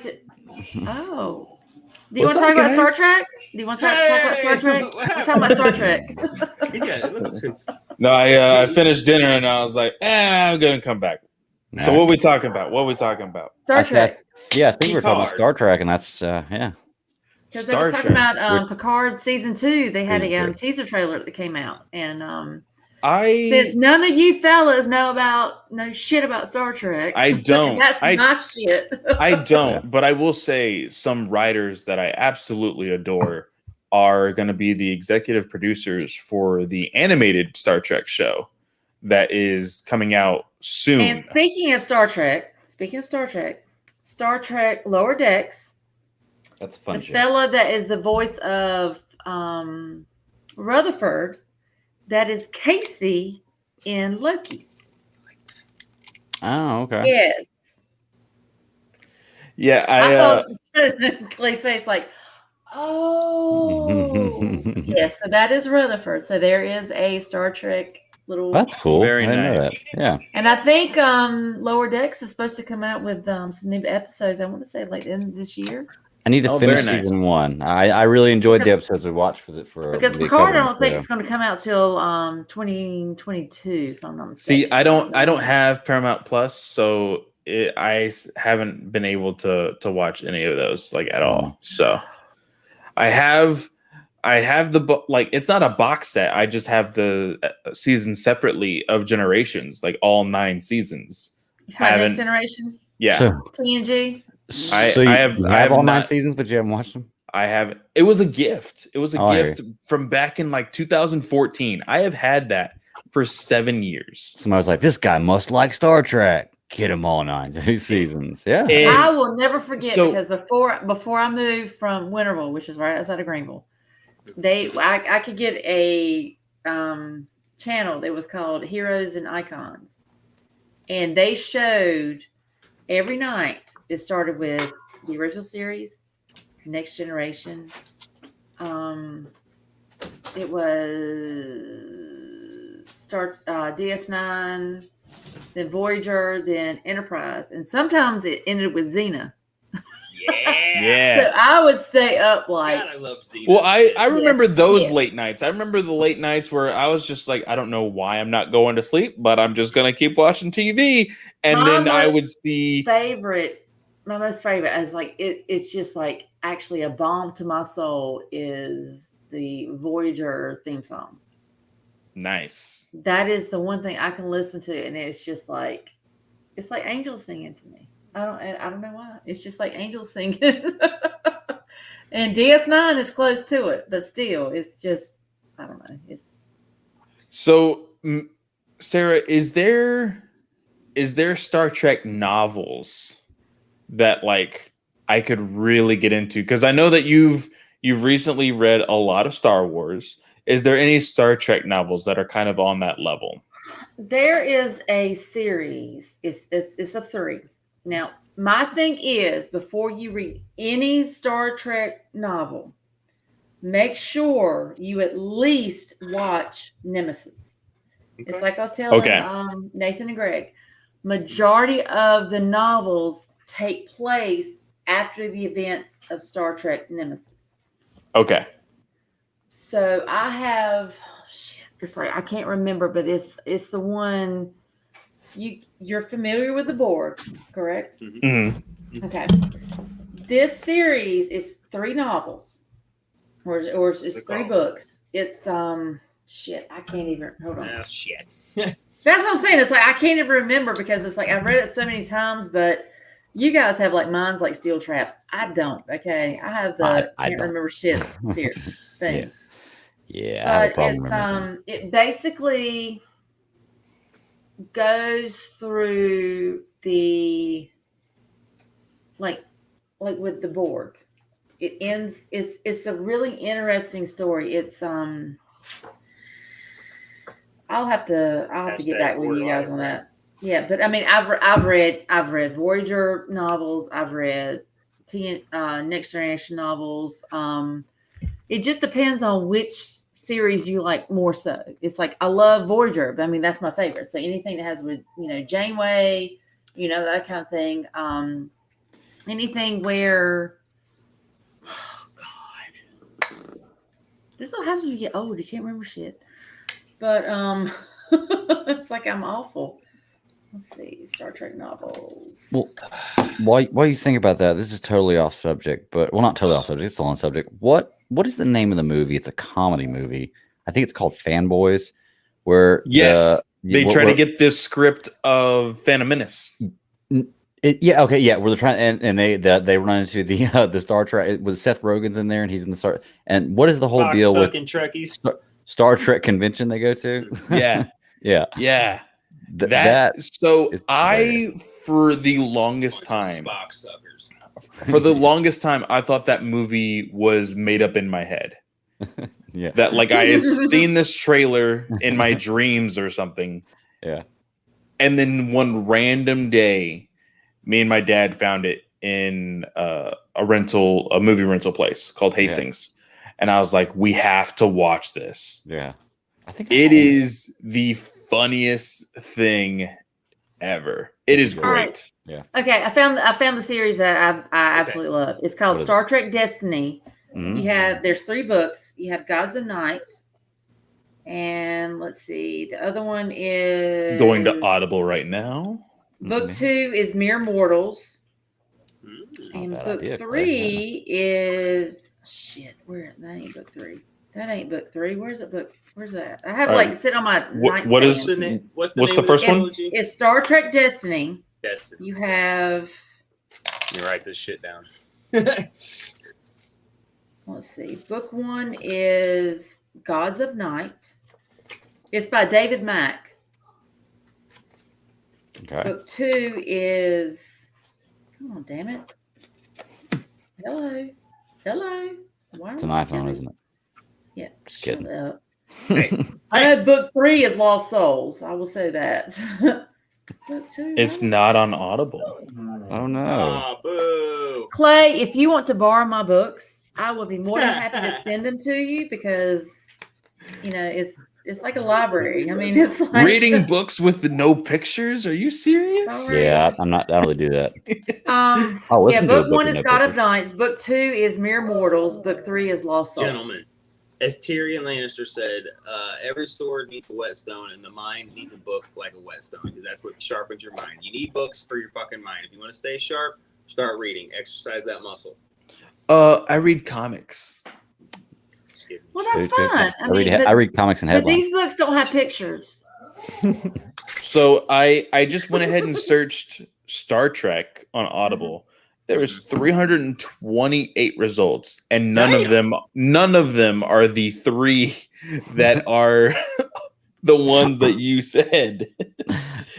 Oh, that was the greatest moment for Nathan just to disappear. Damn, like Shazam. Damn, and he's gone. But that's the thing about it. It's like I have a ton of books. I have, like I said, I've got Voyager books, I've got DS9 books, I've got Next Generation books, but this particular series with these 3, that's the one I've probably read them 2 or 3 times. Oh, and wow. it really sucks the fact that I can't remember the names of them, but it's where it tells the story of the Borg. Okay. That's basically what I want to. That's what my thing is. So you still have Picard talking about being Locutus and his time with the Borg, because he still has the whole thing of they're evil and all that kind of shit, and it's a resolution of the Borg. I will say that much. So it's really interesting. If you enjoy that storyline, it's really cool, and there's a lot of cool characters in there. Some of the characters have been on some of the series, like live action. So sometimes you can kind of go back, because I've actually gone back and I'm like, oh shit, there's so and so. So it's really interesting. It's really if you really enjoy the characters, like Picard, Riker, Dr. Crusher, Deanna Troi, that kind of thing, and See, and for me, I have no idea who I like, because, like, as I said, when I was a kid, late night television for God knows what reasons, Star Trek would eventually come on, and I'd be like, "Meh, okay, there's nothing else to watch, and I don't want to go to sleep, so I'm just going to watch it." But which series did you watch? It was Next Generation. I know because of freaking Captain Riker and Picard. Picard, yeah. So I know that I've seen episodes. I can't remember a thing about them. Well, see, I'm not one of those. It's like that's how Hines is, because when it comes to like Arrow, or especially Arrow, he can like say this episode. Oh, this is season 2, episode 5. I can remember the 15-minute mark, and I'm just like, I can't tell. Christ. I mean, there's certain, especially like in the very beginning, like the first season, there's like certain episodes where what they are. But I can't remember shit like that. It's like I remember storylines, but I can't tell you. It's like it's this episode. It's this this whatever. Yeah, I've never been good at that unless I've seen something multiple times. Yeah, it's just like Wesley Crusher. I mean, like I can remember his storyline, but I couldn't tell you what episode that this particular thing happened. Right. Like I remember how stuff happened. Well, but I was going to say, Star Trek for me has always been a thing that I never gave a chance when I was younger, but everything I've ever seen Star Trek, I've enjoyed. I watched Wrath of Khan before we covered the Beyond. And, you got me into Lower Decks, and I enjoyed that. I'm sure watching Picard is going to be really good. Like just everything about. I hate that I never gave it a chance, but everything I've watched about it so far, I've really, really enjoyed. So I'm definitely down. That's the thing about like Star Wars, like books. Trying to go into canon, or I really enjoy Legends. Is it's you've got to figure out, because especially on Star Wars Alliance, that was one of the questions was, what characters or what storylines are you vested in? It all depends on what you're interested in. Where do you want to start? And those universes are so vast. You have so many absolutely options. Because even with Star Trek, I mean, you can read Next Generation books, you can read DS9 books, you can read Voyager books. I mean, hell, there's even Enterprise books. Yeah, there's a lot of books out that have nothing to do with movies or anything. It's just stories of the characters, very similar to the way Star Wars does. Yep. I mean, case in point, Firefly. Love Firefly. One season. There's comics out there. There are books out there. There's like fan things that have been read or been written, that kind of thing. So, there's multiple ways to expand the universe, and that's what with the Star Trek. That's what I totally enjoy, because it's like, I've seen the series, I've seen the episodes. So when I read the books, it's like I have the characters in my mind. It's like I know who Riker is, I know who Troy is, I know who Worf is, I know who Picard is, I know who Data is. And it's like I know who they are. But then when you have like these other characters, because you've watched the series and you've seen the different types of races and species and all this kind of shit, and it's like, you can, it's like a movie in your head. That's what's so fan. That's what I loved about it. Because So it's like I'm seeing the episode in my head. Sarah, did you know that there is a number of people on this planet that cannot do that?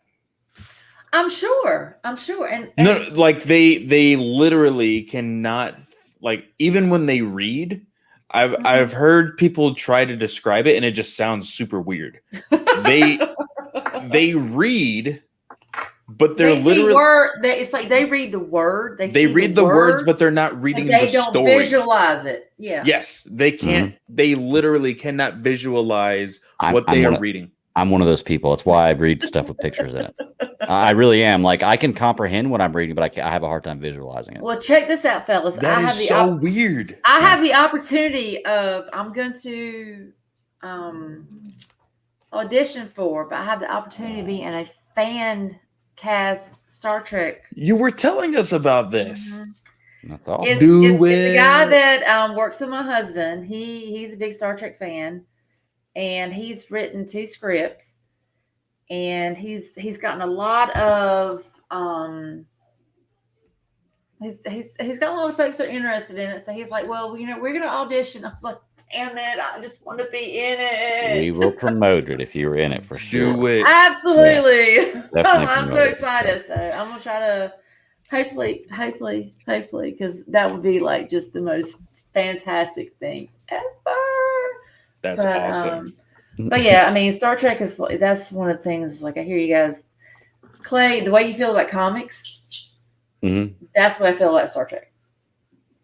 I love when, like, just like fandoms. Like, I make fun of my wife a lot for it, but I know she loves it. She gets really into the reality TV. She watches a lot of Bravo and she watches a lot of TLC. I used to. So I feel her on that one. So she watches like 90 Day Fiance. She watches I think the Kardashians had their very last episode like Thank 2 God. weeks ago or something. No, I said the exact same thing, and she's like, it's like watching a train wreck. It's like you can't look away. I still want to watch. Never watched it. Yeah, for that reason. Yeah, exactly. But I mean, the excitement that somebody has, like you can see it, like as soon as they like start talking about it, or when they like see something from it, it's just like this glow. That's what I love. I absolutely love it. I agree. You have this aura. 100%, man. It's seeing people really enjoying this kind of stuff. That's the best. Especially for I think it was like maybe 3 or 4 years ago for Halloween. I have a Voyager science costume. So I've seen it.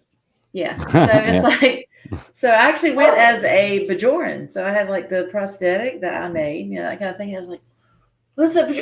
Anything is possible in Star Trek, damn it. I think I would make a fantastic Klingon, but I just haven't done the whole thing There you yet. go. So yeah, I'd make a fantastic Klingon. I'm telling you. I agree.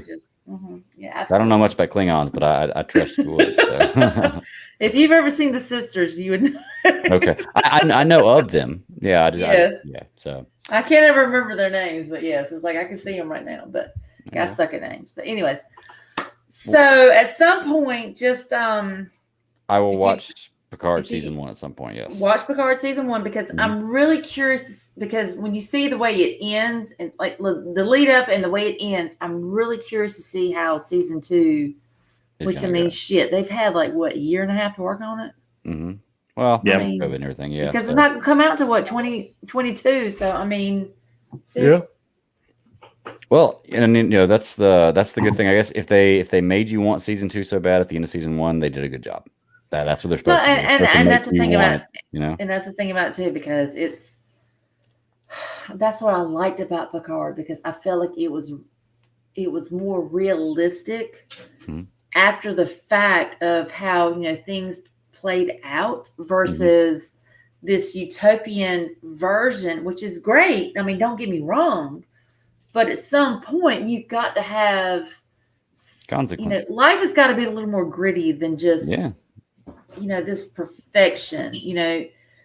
Shit can go south, and you've got to have a consequence. So I think that's really interesting, and the thing about Discovery. What I like about Discovery is because it goes so much forward into the future, not to give too much away, but the way it goes into the future, it feels a lot more Star Trek than a lot of other franchises do, because it's all about the moving forward, the discovery, that kind of thing.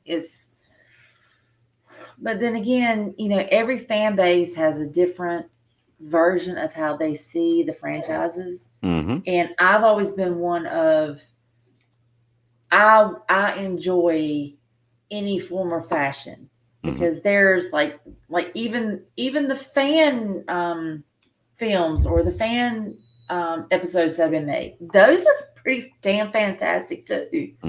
I mean, even with the fellow that with his 2 scripts, I mean, I'm like, any version of a particular franchise or whatever, to me, it's all valid. I mean, sometimes it doesn't have to make sense. It doesn't have to be in like a perfect linear version or whatnot. But it's just to have, some form of fashion. It's better than nothing, honestly. And it's like the Star Wars stuff.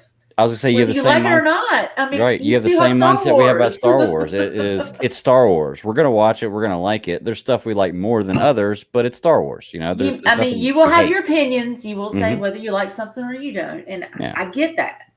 It's just like with Star Trek Enterprise. I feel like it ended a lot sooner than it should have, because I feel like it could have done a lot. I feel like it could have had like another season. Yeah. But everything has its place, and it just depends on what type of fan you are, honestly, because you can, especially with the Star Trek, because some folks are like diehard, and everything has to be a certain way. I'm like, I'm not like that. Give me any form of fashion. I'm not a fan of the animated original series, because that's kind of weird. But give me the movies, give me the series. I mean, anything. So well, you get that with any kind of fandom of people who are they feel like they're OGs, and they're right about it. And this is not my Star Trek, my Star Wars. Well, luckily, there's so much out there you don't have to watch. And I know there's Star Trek comics out there. I get that, but unfortunately, I'm not.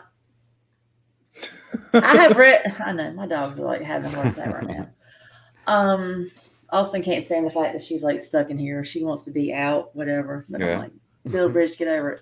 So, and I know there's like Star Trek comics out there, which I have not read, because I'm like really horrible about reading comics.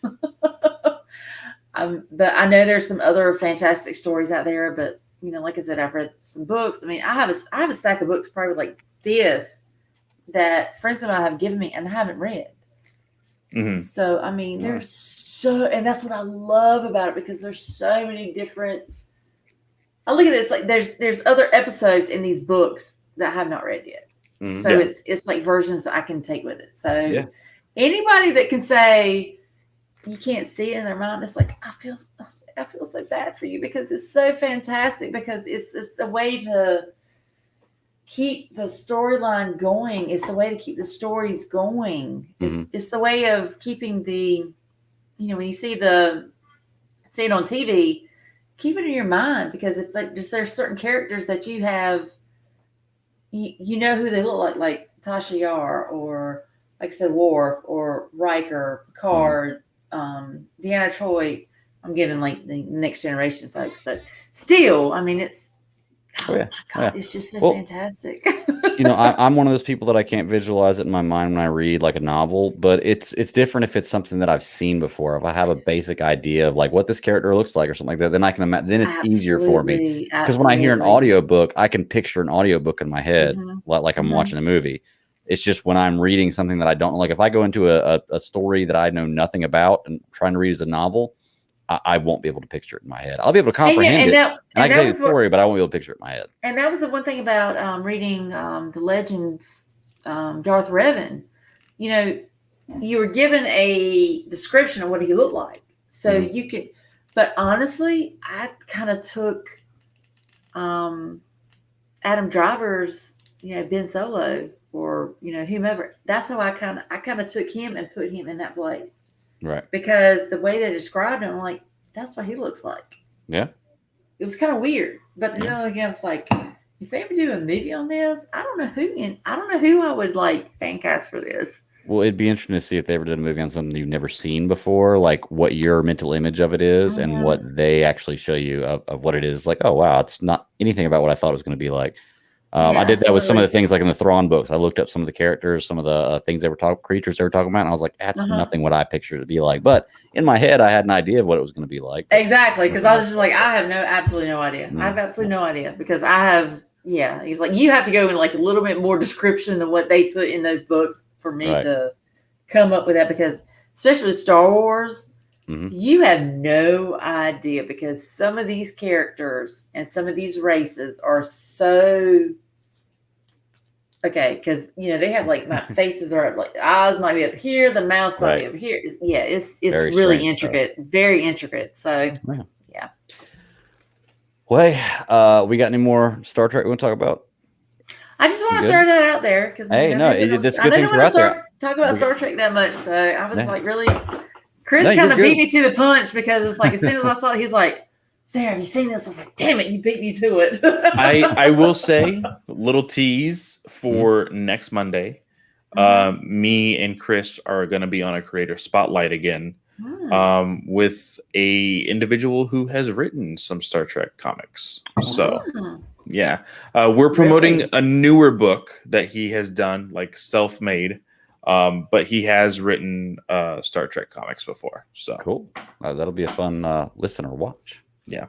And there's actually in one of these comics that we talk about, there is a really funny 2-page spread in the comic where two characters are walking like around the entire town to get to a destination, and it's like set up as a Google Maps. So it's easier for you to like see where they're going. And the entire conversation is about Star Trek. So they are big Star Trek fans, and they put a little bit of it in like almost every comic that they write. Okay. That's pretty cool. I mean, it's and you said this is a comic, correct? Yeah. Okay. So yeah, you guys will have to guide me on that because I know of Star Trek comics, but I have never dived deep into them. So yeah. Was that a Panthers growl? Sounded like a Carolina Panthers growl. It is. It is. Oh, nice. Very nice. Got two Panthers fans here. I recognize that. I was like, wait a second. To go along with my new license plate, that is the Carolina Panthers. And it says, and not to give you guys too much, but it says KTTN. So, yeah. Nice. Well, all right, y'all. Wife just got home from work. It's late where I'm at. Y'all ready to get out of here? I think so. A long one. Cool deal. Absolutely. Clay, where can they find you at, buddy? Yes, like I said in the middle of the show, you can find me at Fanboy Clay on Twitter. Go ahead and look at the link tree, and you can find all of my shows, that including DC Alliance, Batman News Weekly, Comic Book Legion podcast, Weird Science Marvel podcast, Weird Science DC podcast, and the Ranger Alliance podcast. And Super Civil Servants. And I have been on Super Civil Servants. I think we're just rotating that guest host. But yeah. But all right, cool. Sarah, where can they find you at? You can find me on Twitter at Melody Kitten. And I'm assuming I'm an anchor on Super Civil Servants because all of you are. Yes, absolutely. So that's the only places you can really find me. I may bounce around on certain, just like for instance, I was on Star Wars Lunch last week. Mhm. Hoping at some point I can get on with DCA at some point. Marvel, I don't know, but It's a fun you show. know, yeah, I fun know. show. It's like I don't get around as much as you guys do, but I used to I be don't a know lot more because promiscuous with my podcast. Greg was the Yeah. one that got around, but Clay, I don't know, buddy. You just Oh, kinda... Clay has me beat. I used to do a lot of shows, but Clay definitely has me beat on that. So you can find me at the Bad Daddy 52 on Twitter. You can find me in Super Civil Service Podcast every Friday. I make appearances on C3 Panthers podcast every once in a while on Tuesdays when I get an opportunity. And then I try to pop in shows here and there. Geek Ultimate Alliance has a lot of great shows and a lot of great hosts, and I get on some of the shows with them. Clay, is the 1 year anniversary show tomorrow, Clay? Yes, it is. Okay, it is the 1 year tomorrow. anniversary show is tomorrow. Is it 9 p.m. Eastern Standard Time on YouTube? I believe so. Okay. I'm not sure about the time, so don't quote me on that, but it'll be out there. Check out the Geek. There should already be a event saved on the Geekverse YouTube channel. So by the time anybody's listening to this, go ahead and check that. Yes. And it should already be scheduled. So that way you can set a reminder for when we go live. Yes. I'll probably be popping in for a little while at least on there. It'll be fun times. I know. I would have talked to Mr. Travis on a few things, but you know, it is what it is. Yeah. Which one? Snell or Hines? Snell. Definitely Snell. Snell's calling you out. No, I'm not calling out. It's just like are we gonna have to bring in another game of Rocket League? Is that I just want to talk shit to Snell just because I told him that you were going to get him on that. So I'm probably going to go to jail on that one, but I don't care. Cool deal. Well, definitely check that out. Like I said, we'll all probably be on there for a little while at least. I know I'll probably pop in, but if not, just give it a shot. Really good show, great network full of great people, and 1 year anniversary. It's awesome. So, but I'm getting out of here tonight, y'all. I appreciate everybody who's listening. I appreciate everybody who's on the show. Next week we'll come back. We'll talk about some more Loki, some more Bad Batch, and whatever else pops up between now and then. So until next week. So many squirrels. That's right. So many squirrels. That's right. But until next week, keep on pounding. Bye, guys. Later.